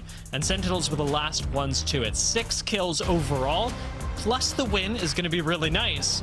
For Falcons, like you said, you can't fault playing for second. 11 kills plus the 9 placement points is still going to put them with a point lead on Sentinels. And that's the thing, the consistency in kills is also very important. A lot of the times we talk about placement, but we've seen time and time again, some teams that place really high up but don't have any KP at all can cost them quite a bit. But when you can score a couple of kills like that, 11, 6, and 8 specifically, it's very good. With Inferno picking up a decent amount of kills as well, 8 being really nice for them, leaves them with a 15-point game and ultimately will push them up to just under top 10. Team Inferno sit at 11th with that performance. I thought Alter might make it all the way through the day. She will not. Alter is banned going into game number 6, which will give us a totally different look at what Pro League in the Americas looks like for the final game of the day. 100 Thieves and ZZ still at the top of the leaderboard, but much like Alliance this morning, 100 Thieves are looking untouchable. Yeah, I mean, that's just how it goes, really, when you're that consistent. And they, by the way, even though they didn't have many kills right there, they placed really high up as a solo. They got caught in the choke, got out as a duo, as a solo, still put placement points on that board. If you can do that, and they have done it pretty much every single game, put points on the leaderboard, you're just bound to make it happen. And now somebody needs to drop like a 20 bomb plus to catch up to them. We'll have to see if it's looking likely or not. I believe that we are looking currently at our champions. It seems to be so. We'll find out who can challenge them and who can save themselves from relegation to the LCQ. A big thing to look at in game number 6 right after the break.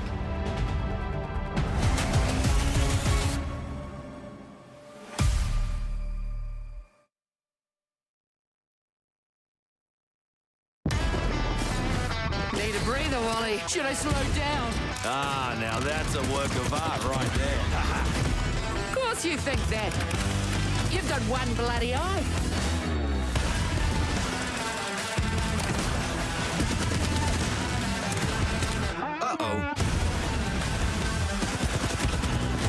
walk it off? Yeah, you'll be all right. Oh, guess not. Putting my heart out there. Rickenbo's fired up, literally, cuz. Some days it's just too easy. Finally. Thought it'd never shut up. Well, funny thing about a wild card, they always turn up again.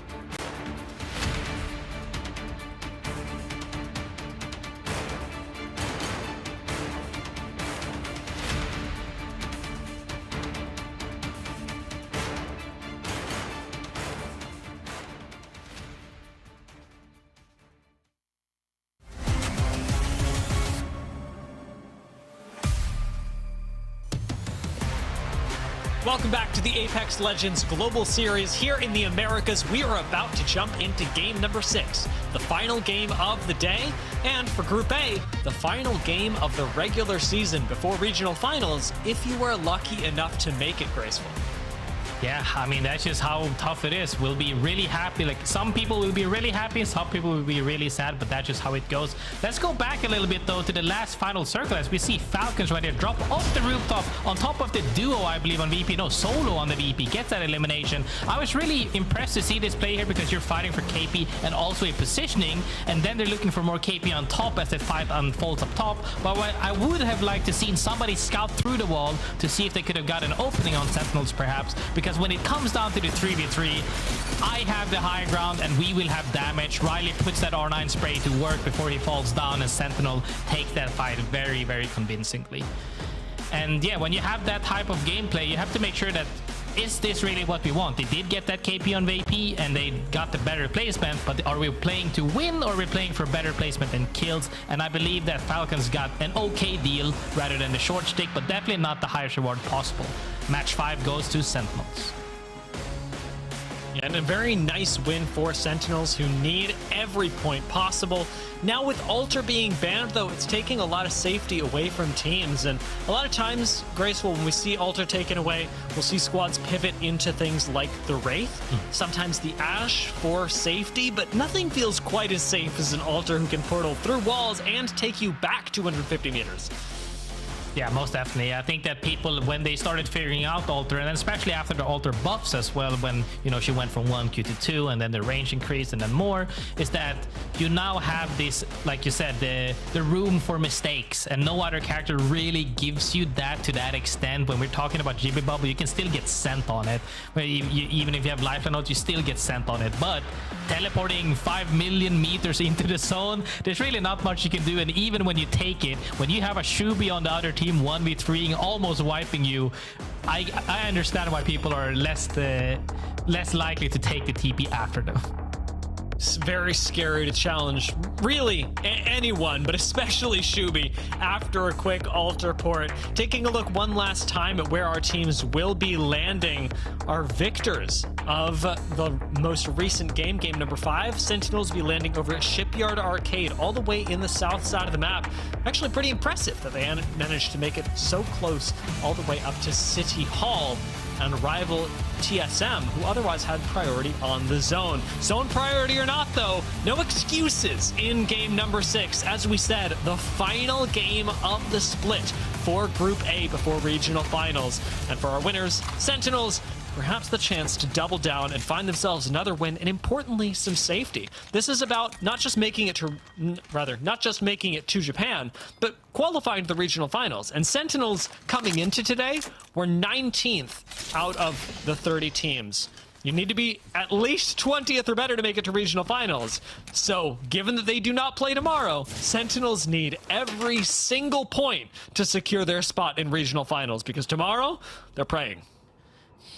That's the scariest point as well. When even when you've done your absolute best and you're waiting for other teams to see how it unfolds and it's out of your hands, it's a nerve-wracking scenario to be in. It happens online, it happens especially on lands during group stages as well. However, one thing people should be happy about to see is the zone is going towards heights. We're no longer seeing the back-to-back city halls, so people that have been complaining about the zone can't complain in the same amount anymore, because it's at least a different zone. Now the game will play out very differently, with heights having absolute heights for the teams that are on top of it. And which other team is absolute on heights except the one team that we have been looking for today, 100 Thieves, already leading the charge, also have the beacon knowledge, also have the UAV ready to go, and they're just chilling up there.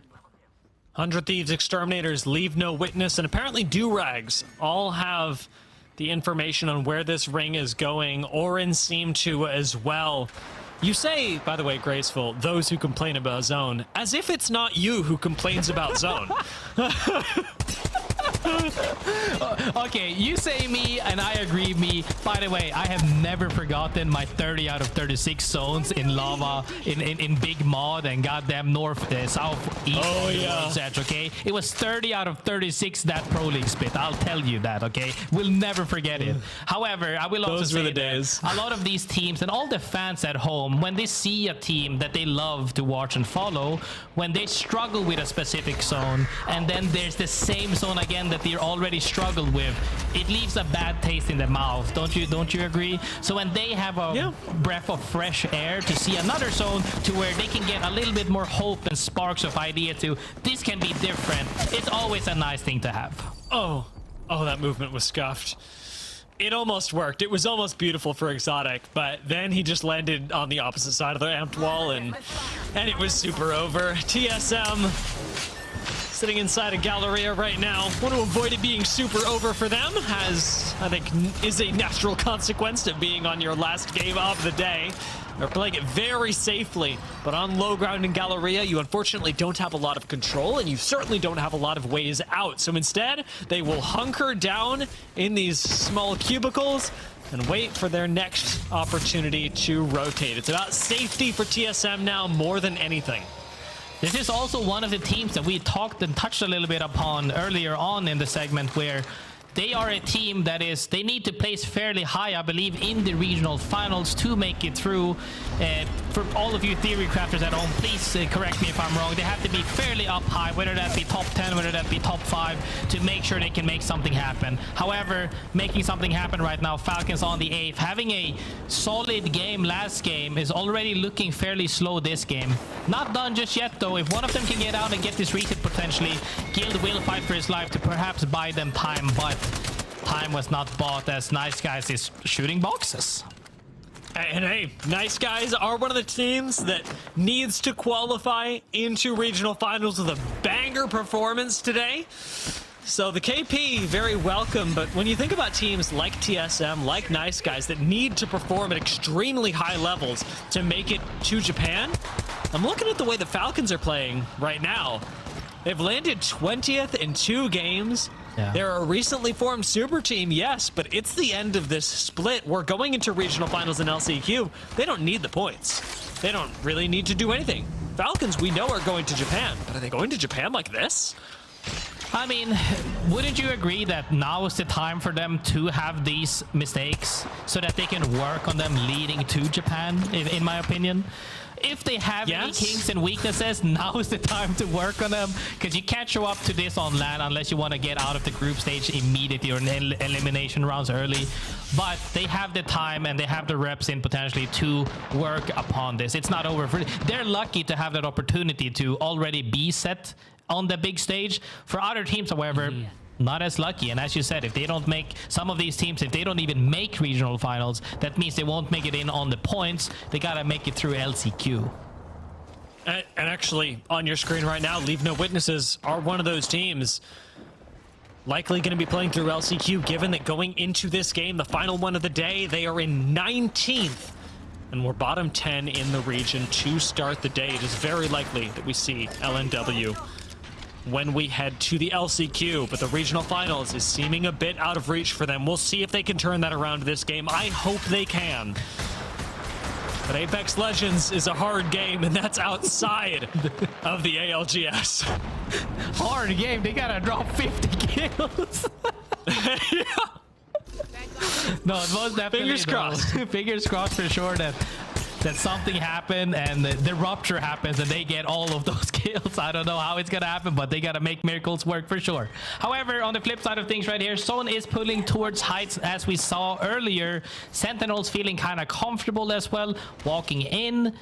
A lot of these teams are now starting to play, like, this is one of the things that always goes through my head when you play kind of high stakes games, especially when you know some teams are like, especially the teams that are out, and then you have the teams that like need to do absolute good.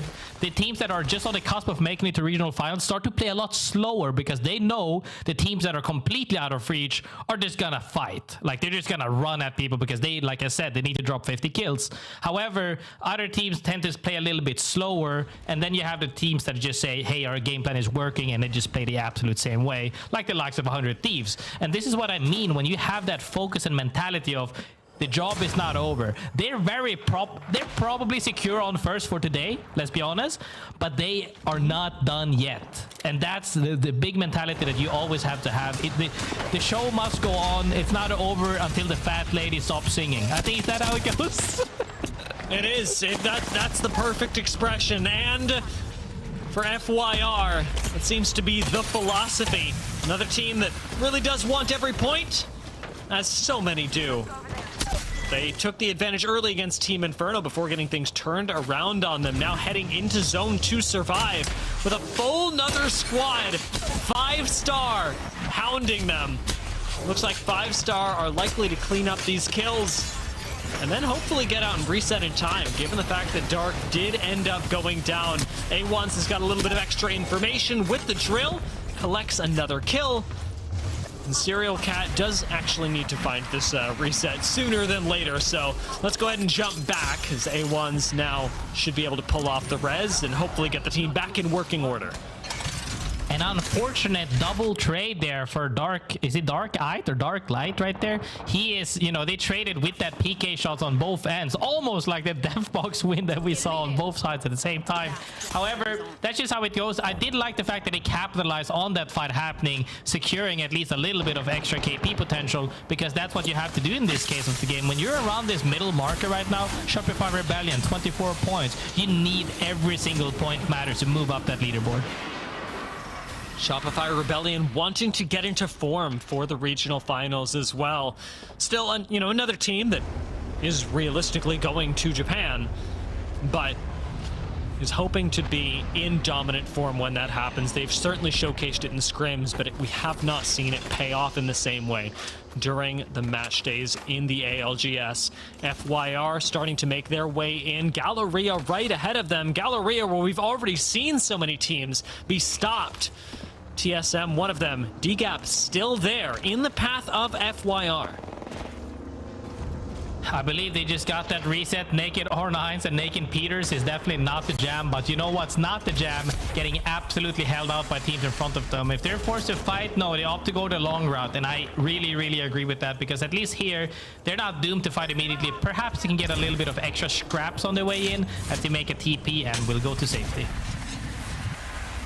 Actually, I like that. Yeah, I think you saw Shopify Rebellion ahead of them. Yeah, and just decided, you know what? We'll tank zone. Yeah, nah. Yeah, I wouldn't either, guys. FYR, given that they're taking this long reset in zone and that they showed that they were portaling, though, may still be able to avoid the attention of DGAP, because there's a world where DGAP go, well, we saw them portaling away. Surely they don't follow us, and that seems to be the case. TSM, meanwhile, do find themselves a triple take. No Kraber this time around, but a gold PK is going to do them perhaps just as well, if I'm honest. Their move up from the southwest side of the ring will take them basically right into zone spammers and right up alongside Sentinels.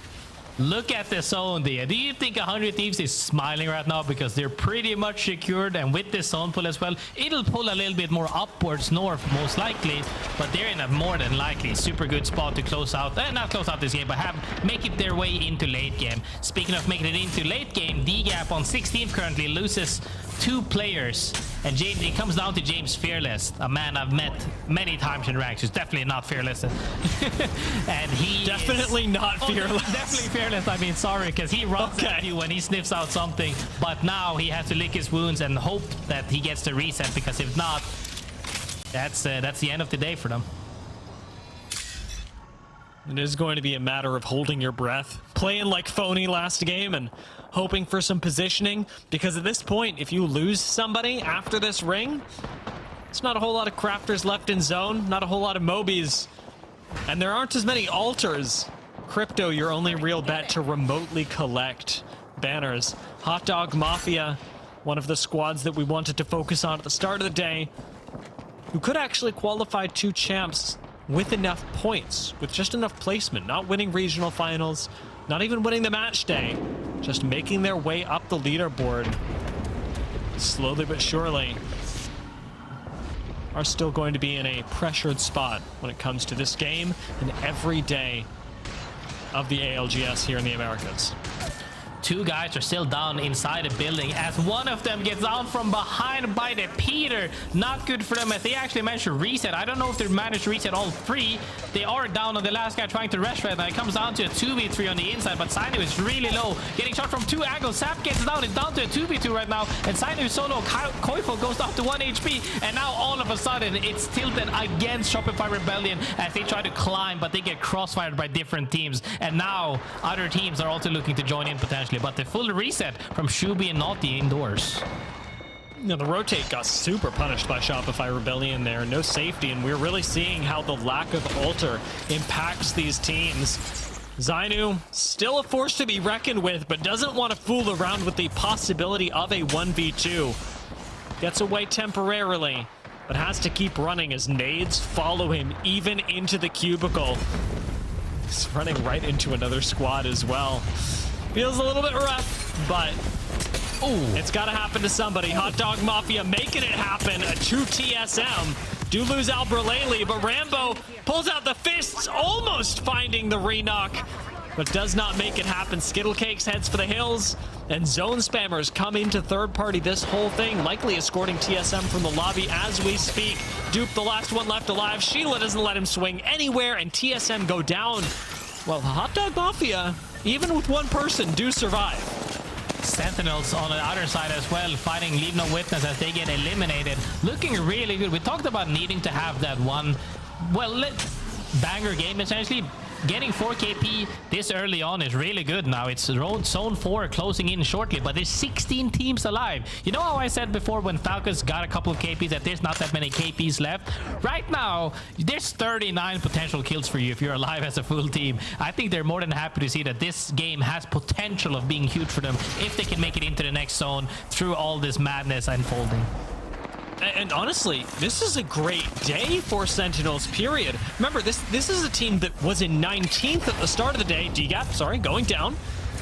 But with Sentinels making it all the way to 4th right now, if they can hold on to a 4th place, a top 5 even, that plus the 19th they have today should be enough to make it into regional finals. It won't push them to a 1st place finish via points, but making it into regional finals is already a victory for the squad. Yeah, most definitely. You really want to add up on those extra lives essentially by joining the regional finals, giving you another potential to make it into Sapporo. And then if you don't, you still have the LCQ. As many chances as you can to make it to the big stage. However, above VP right now, huge life and old GB ult, everything is coming down right. Maggie drills is coming out. Everybody is slowly seeing this zone closing. But now everybody is slowly stabilizing. 11 teams alive still, zone 5. Hot Dog Mafia, Durags, and Exterminators have fallen. Well, Virtus.pro set up on the low ground. Could be finding themselves another win if they're able to play out of the line of sight of everyone. The problem being that this zone continues to pull up even further north, and in the path of Virtus.pro is ZZ. Up towards the north. It may just be a duo from ZZ. That does not make it that much more comfortable. Oh, VP are getting sent. As a duo, this should be it, but Zone Spammers somehow fall apart on the way in. Sacred needs one more shot. Make it one more. Comes down to the 1v1 with the Peacekeeper. Playing inside the knockdown shields. Can he do it? Yes, he can. But 100 Thieves, they saw all that. Zone Spammers and Virtus.pro mutually assured destruction on the low ground. And 100 Thieves, they've got the high ground, and they've got plenty of space to bully any team that chooses to overextend. I think they are very confident and happy right now with this amount of KP and placement. I believe they are kind of secured. We'll have to see later in that overall standings. But when you're lining up these kills, add 2 more to the list, it's looking very likely as Crivor Esports gets eliminated as well. They're coming in from an absolute high as well, but regardless of other teams being able to potentially contest something, I think they're more than comfortable to just immediately drop and fight a team. ZZ have gotten a res, it appears, and are back to a full 3-person squad playing right underneath 100 Thieves. 100 Thieves have high ground. When this zone closes, however, ZZ have nothing, and Shopify Rebellion have even less, being eliminated in 7th place. Nade does find Verholst. Second nade knocks him around a little bit, but 100 Thieves still stay alive on this high ground and get to keep it for just a little while longer. Critically graceful. I mean, they're still in at the absolute height there. Nobody can actually challenge them because they can just crouch and LOS everybody, I believe. Yep, they can right there. Looking to TP from the safe spot. Not too sure about that, but they should be more than fine to do this. Looking to get as many KP as they can. Immediately looking to 3P with this teleport as he gets the huge one back. Phone has been on fire today. Is it the PK? Is it the R9? It doesn't really matter as he's still going for more. They're now looking, feasting upon Sentinels potentially with their eyes, saying, hey, can we get more KP here? They're in a corner where they're getting naded out. Huge nade comes out for all 3 of them. For Sentinels who were on a hot streak, that is your nightmare. That 100 Thieves notice you and take you down just as quickly as we have seen teams fall earlier today. 100 Thieves now get to reset real quickly because they've got shield swaps aplenty, loot aplenty, and ZZ will be taken down meanwhile by Oblivion, who were center zone. It is Oblivion, again, dead center of the ring with 5-star 100 Thieves, all vying for the win in game number 6. I believe Oblivion has the zone ending more towards them. They are actually in the next zone pretty much. But when it comes down to, once again, we're in that scenario where it's top 3 and one team is out of the cover first. Which team will they fight? I believe Oblivion is in the best location right now where they can just TP out really, really late to join their fray. But if there's enough cover for both teams outside, that could spell disaster right now because depending on how far they scout ahead, they might just get immediately crossfired. So taking a peek with this Kraber is probably the most likely pay to say, hey, don't look at us. Can they get something? Wiping 150 health off of A1 certainly helps Oblivion because it keeps 5-star from being able to push them and arguably buys a lot more space for Oblivion. Even if they get relegated inside this house, though, they still have a Wraith portal and they can't afford to lose a member to 100 Thieves due to trying to take up too much space. Oblivion looking for their way out and 100 Thieves looking for their way into 5-star. 100 Thieves has crazy positioning right now. As everybody else is banging the doors, they're gonna get immediately wiped. The same fashion as Sentinels with all of these nades now. Will the team Oblivion from the inside make it out in time for this fight to make it a 3v3, or will 100 Thieves trade? They're looking to reset right now. They don't want to wipe it so fast so that the other team can 3p. 100 Thieves play the outside of the wall opposite from Oblivion. They're still looking to control as much ground as possible as 5-star need to dip into zone, but it's 100 Thieves controlling the space, controlling even 5-star as they finally take out 5-star and turn their eyes towards Oblivion. Can the Kraber make a difference? Still playing inside the Wraith portals. Oblivion try and retreat, but they are indoors with only one way out, and it is into the maw of 100 Thieves who take the victory away from them in game number 6 and cement their spot at the top of the leaderboard. They might have had the zone on them this one game right now, but I've been singing the praises of Phony all day long here in the Americas region, because we've seen him pop off with the PK, we've seen him pop off with the R9. What other faction can it be except come down to the last Phony 1v2 essentially, and they just closes out the game. I think that's just a really good statement from them, and their entire day has been phenomenal. Like I said, we've seen them only falling short in that one first fight of game 1 today, where they were looking a little bit low on HP, got the reset, and from there on forward, it's just been snowballing. They start the day with a fantastic game, and Tiff, they end the day with a fantastic game. 100 Thieves, even with a few bumps in the middle, we're still remarkably consistent and are looking like a team in top form as we head into regional finals. Yeah, this really excites me considering it's a double match day weekend for them. So if they're looking like this today, they kind of have those minor bumps, like you're saying, in the mid rounds, but they carry on this momentum tomorrow. I don't want to say they're one of the best teams coming out of NA, but they 100% are. They are going to be scary at LAN. I think more comfortable saying that they're one of the best teams coming out of North America right now, especially with whatever we've got going on with Falcons and ZZ, and the fact that they're still sorting things out, at least at this very moment. I'm comfortable saying 100 Thieves. Okay. Yeah. They're going. They're all right. I mean, a nice 31-point game, sure. Nicely wrap up this series with a bow. Oblivion 2KP for 11 points. 5-star, though, a nice dose of 7s across the board to get themselves 14. But because we've seen so much success from a lot of our teams that have been winning, it really doesn't allow the rest of the lobby to even get things moving. So you look at 11th through 20th place, and the standout for me, Graceful, is FYR Strays. Yeah, most definitely. We saw a little bit of, like we see there right there, 6 kill points. So they have the potential to take these fights to teams. And I believe they were actually chasing a team at one point as well.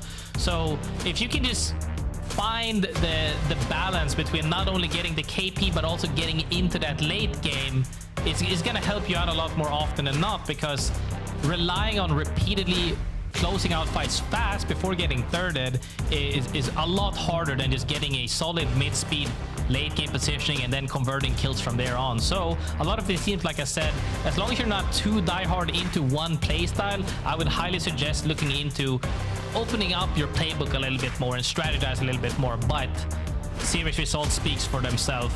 Crossing 100 points, 100 Thieves have been something else today. Well, as we look at the series results, almost some bonus points coming the way, but not quite. 100 Thieves in dominating fashion, similar to what we witnessed from Alliance over in the EMEA region just a few hours ago. Completely gapped the lobby. But that's what I'm talking about, right? ZZ, Virtus.pro, they break 50, right? But then you kind of look through 11th through 20th, you have one banger game, you can leapfrog across a ton of teams. But yeah, a couple teams still shaking some things out. But for Group A, that was your last match day performance ahead of regional finals, if you were able to lock it in. And of course, we're just gonna have to wait and see if you did enough. If you weren't already like definitely included, we'll break that down later, because there's a ton of other things that need to be talked about, including our Sony Killzone in-game kill, our Sony in-zone kill leader. My brain just wrapping it all up. I'm flabbergasted with the results. That's why we just went full dyslexic on it, because Jen Burton, Phony, Verholst. This is disgusting, Mia. It's all 100 Thieves. It is. It is. The whole leaderboard. It is. It's them. It's 100 Thieves. We'll just make a different mesh of it. It'd be like it's the 100 Thieves kill zone leaderboard at this rate. That's what it seems like. I mean, the fact that there is any competition at all is a generous statement, at least today. 100 Thieves from the very beginning. Jen Burton did get most of his kills in this game. I will say the rest of the team caught up during the rest of the games in this match day, but this was an incredibly dominant performance from them.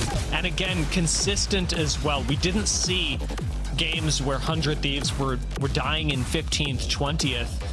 Instead, they were a team that was consistently making it into end games, and that's what really stood out to me, Graceful, was even in that one game where Phony had to rat it out for so long, he still made it a pretty decent way, and they had kill points on top of that, and it just makes 100 Thieves look unstoppable, because they're always putting up I mean, what was their average today? I'm gonna do some math. I mean, most definitely. I think 100 Thieves, though, in general, have been putting themselves into these power spots. They keep, like, I think they obviously know the zones like the back of their hands, essentially. But being able to pick out these spots to fight for, and then they always win those fights, and that's what converts them into late game, has been wonderful. All of these clips that we've seen so far has been top 3, win, top 2. And they just keep putting themselves out there, as we can see right here with these kills as well. It's so many good, like... Oh, this is the kill leader. Sorry, I thought this was the placement. Yeah, the kill leader from Burton is even more phenomenal when we went from the anchor section as well. He's been putting out so many kills there. What is this? It's chaos. And this is what it is. It's well playing anchor too. I mean, except for that random ultra game that happened in match 5. We won't talk about that one. I'm gonna look at that later. I don't know exactly what happened, but everything else, he's playing anchor and he's playing it really, really well. Quick, just because I said that I was gonna do it, they averaged about 17 points a game, a little bit over that. For those of you who are curious about what 100 Thieves achieved today. That is incredibly impressive, Dia. Thank you so much for the quick caster math. Sometimes it doesn't always go our way here on the broadcast. Anytime you do some quick math, next thing you know, you're spewing off numbers and you're like, what does that even mean? Are you sure that's accurate? I trust my man Dia over there. And I trust Jen Burton to grab all the kills. Record-breaking performance out of them as we look at 100 Thieves' overall performance on the day, netting themselves 103 total points. And, you know, I was really hoping we had the averages on here so I could fact-check you, Dia, but, you know, I'll let this one slide. Yeah, thank you. Thank you, production, for leaving that one off just in case I made a mistake. Incredibly consistent performance. The fact that even in match 3, they didn't fall out of top 10 is really impressive. The 0 kills that go along with that, again, question mark. Don't know exactly what happened there, but that happens to a lot more teams than you would anticipate, and it happens in a lot more staggering fashion than 100 Thieves, who seem to be able to pull themselves together with extraordinary poise, again, leading into the final couple of days of the season, where yes, we've still got match day 9 ahead of us tomorrow, and then we've got the regional finals, and then, I mean, we do have the last chance qualifier if you are not already in position to go to Japan, which I believe 100 Thieves are. They can place anywhere, likely. They can place anywhere and likely go to Japan. The little asterisk unlikely for legal reasons only. No, I'm just kidding. But for legal reasons. Yeah, for real. But you like kind of pull up this look at it as well. They got 58 kills in that series, and in 2 of their games, they got a 0 kill game and a 2 kill game. That just goes to show you the powerhouse performances that they had in the opposing 4 games. The double digits amount of kills, and especially in match number 1 where you had 13 alone just on Jen Burton. And I believe it was spread out relatively nicely in game number 6 with I believe it was Verhulst with 8 respective. So let's go ahead. Let's look at the overall standings from today's match day number 8 and see how it affected our overall standings as a whole. A couple of teams still looking to breach that points threshold to quote unquote guarantee them locked in for regional finals. But if you're Team Liquid, you've still got a day of play, you're feeling pretty good. Same with VP and Rocky Sports Graceful. Yeah, I mean, that's when you're feeling pretty good, but on the other side of things, when you're just praying for the best thing to happen and that other teams don't leapfrog you, essentially, is when it's really scary. I think a lot of these teams, though, are more than happy with today's results, as we saw. And yeah, the last day remains to see, the last series remains to be seen to see who actually makes that final lobby. Yeah, the thing I'd be most nervous about, Sentinels, TSM even, could be leapfrogged. I will say TSM and Hot Dog Mafia do seem a little bit more certain in terms of who's getting locked for regional finals, but Sentinels, man, 49 points when basically everybody in the top 4, or rather the top 4, the bottom 4, have at least 40. Like, this should be an easy leapfrog if those teams are able to perform. If somebody is coming into form from the bottom 10, Sentinels are losing their spot in the regional finals, and they are playing through LCQ, so it is an incredibly tense day for them tomorrow. That's what's going to be really interesting for them to kind of wrap things up for tomorrow. Now, Hot Dog Mafia, I'm trying to think back on some of the games, right? There were moments of brilliance, right? Where they were getting into those end games, they were finding themselves in positions, but those brilliant moments were starting to flicker with some of those minimal mistakes, such as the positioning. And I'm thinking about the one on E-District in particular. It was game number 4, where they were kind of just behind the rock. Graceful, you and I were there. And you have 100 Thieves that's constantly over to the right-hand side, putting that pressure on them. Now, things like that make it really difficult to cross into an open, grab some even more kills, grab more placement points to boost these stats. But this overall head-to-head, kind of walk us through it. I mean, we've been looking at these two teams today because, like we said, they're on the cusp at that point. But when you look at it overall stats, it's really hard to match as well, because when the meta right now is a lot of shotgun action, right, and bubble fighting, essentially, the damage can get skewed quite quickly, especially with the likes of Peter and Scout. I believe we also saw one game, I believe we saw Falcons and somebody else on one team at 7k and one team at 2k. Yes, one team shot way more because they were dead center zone, but that doesn't really equal to performance, because if one team only has couple of thousands of damage, but that means you triple swung and insta-kill the team, in my eyes, that's better than having 5k extra damage as just raw poke, even though that does mean better armors, etc. However, I think that the performance from this team that we were looking for today have been very hot and cold. I wouldn't even say hot at this point. It's like very cold and medium brewing, I guess. Yeah, there's like 20th, 15th, 10th, but the 4th shows potential, especially I believe that 4th on match 3 Storm Point was the one where we saw that, or was it even the second? Nah, the first one where we saw the macro play out of launch pad. That was really good. Like, we heard it, we went to listening, we saw those comms and the way they planned it. We're gonna land here with the evac, we're gonna queue through the wall, and then they made their way in almost all the way through the end. That shows potential. If they can bring that out more often, and I didn't know what happened exactly on the 15th and 20th, and if they can show that up more consistently, things could definitely work in their favor. And on paper, this is still an incredibly dangerous team. Like, let us not forget Skittle Cakes on land as a caustic, double armor swap, probably one of my highlighted moments of all time. So you throw in Rambo, who's got the solo crazy plays, and you bring in Alb, who's very storied in his own right. We'll keep tabs on them as they still are on the cusp, but TSM, Dia.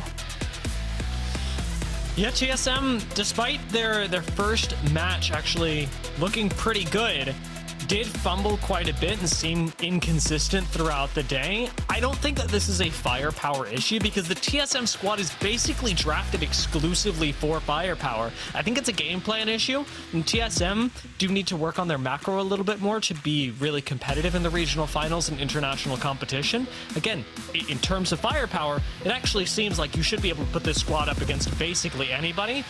But you want to have them in an advantaged position before, because as a general rule in Apex Legends, taking a fair fight is just not worth your time.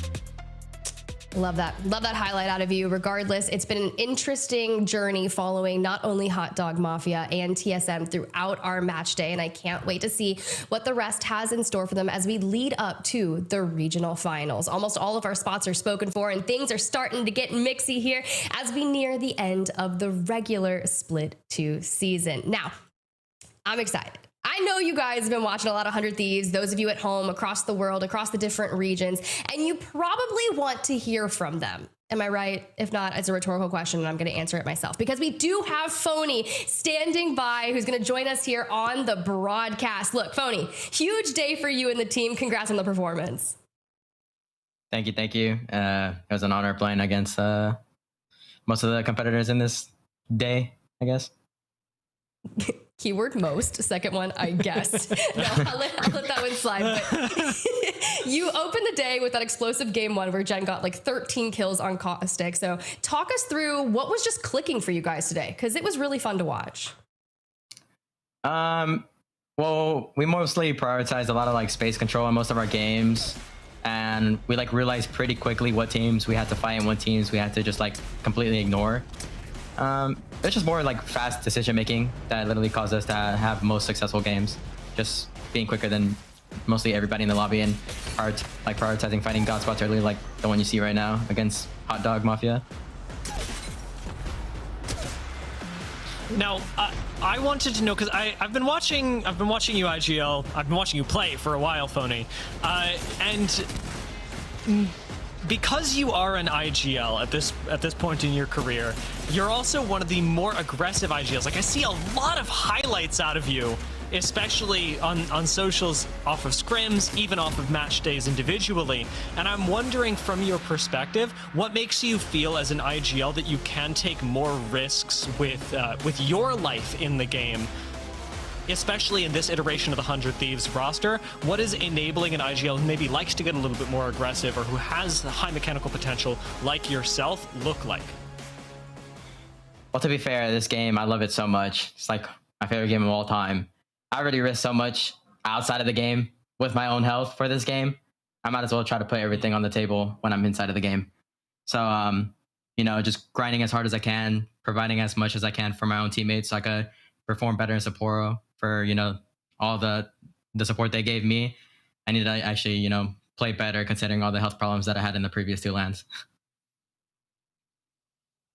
Yeah, I mean, we've definitely seen the success from you as well, and even though we even had almost a villain period of your career as well, now we're going more into the humble part, which I do enjoy as well. But a little bit of spice is always good. Happy to see that you guys chose. I said it as well during the casting. You guys chose really good fights today for the power spots or god spots, as you said, and consistently did it over and over again. So now that you know you have that kind of unlocked, and especially in this group that you just fought, preparing for regional finals, is there anything that you feel that we could have done better today? I mean, the best thing we could have done today is looking at the kill feed, like the game where we dropped like only 2 points and we were like 10th place.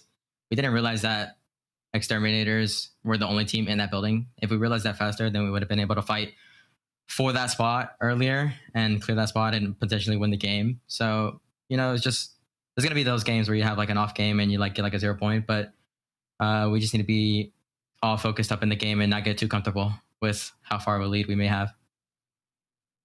Ooh, I like it. That's a good question, Graceful. Honestly, Phony, he kind of ripped mine and we were on the same wavelength. So I think I might throw you a fun question before we send you off to go celebrate your awesome day. The last time I was on LAN, you were grinding out watching Prison Break. What is the routine coming into a match day? Like, what shows are we grinding? Anything good?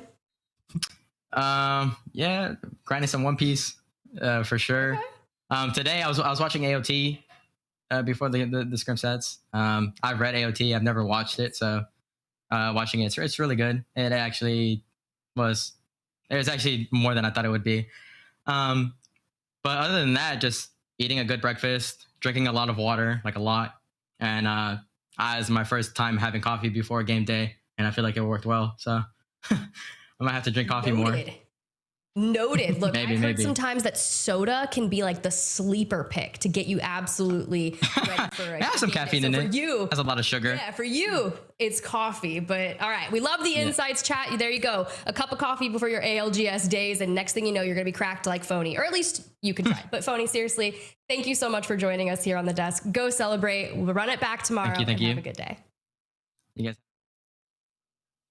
We learned so much. Look, I'm telling you, I get so excited to hear what our players are up to before match days, how they prep, because there's a lot that really goes into it, especially from the interview. And Graceful, I want you specifically to take this because he talks about kind of sacrificing his health and how he wants to give it his all and to channel, you know, my inner demon slayer. It's like set your heart ablaze. That's essentially what he's embodying right here. I mean, I think anybody, you have to consider yourself. I think a lot of people, when we hear at esports, especially people that aren't in the competitive scene, they just look at it as somebody's playing a game.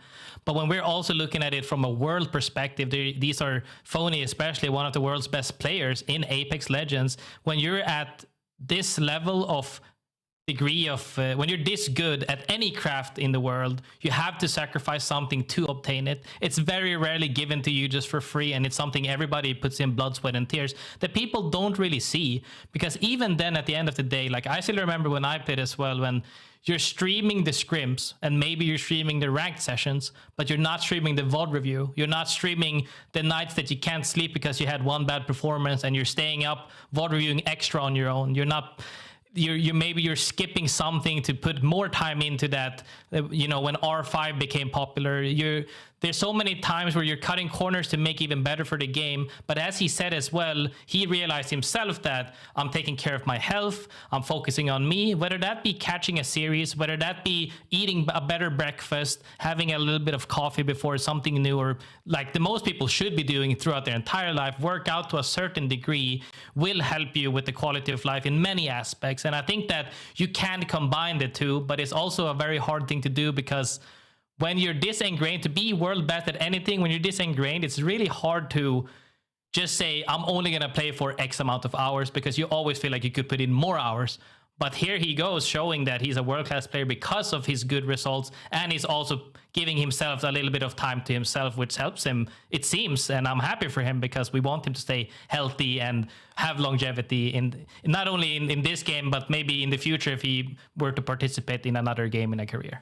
Yeah, exactly. And honestly, we all have the same 24 hours in the day. So it's really difficult to be able to manage that and be able to put as many hours, like you were saying, in the different aspects. And that doesn't even include your family, your friends, having that life outside of the game to not only work out, but stay mentally healthy and fit to continue on and be the best that you can be. So thank you so much for providing that extra insight. But Dia, I'm going to kick it over to you. I want to hear the final thoughts on the overall day, because man, it was a good one. It really was. Again, like I said, game 1 broke records, game 2 broke my brain. It was an extremely fun day of Apex Legends, and now I'm wondering, especially with all the stakes that we've got going into tomorrow as to who makes regional finals and not, what the teams will look like as they approach their final form. Graceful actually made a really nice allusion to what these teams may be looking like now if they're expecting to go to Japan, and how they'll continue to adapt. And I'm expecting to see that, especially when we go into regional finals, which is some of the few or some of the little match point practice that you're able to get before match point is all that anybody thinks about when we approach the championships. So as we lead into that, I would again encourage, as you guys were talking about, echoing all of our competitors, take care of yourselves. You at home, take care of yourselves. It is going to be an incredibly stressful couple of days of Apex Legends as we decide who's going to Japan, who is not.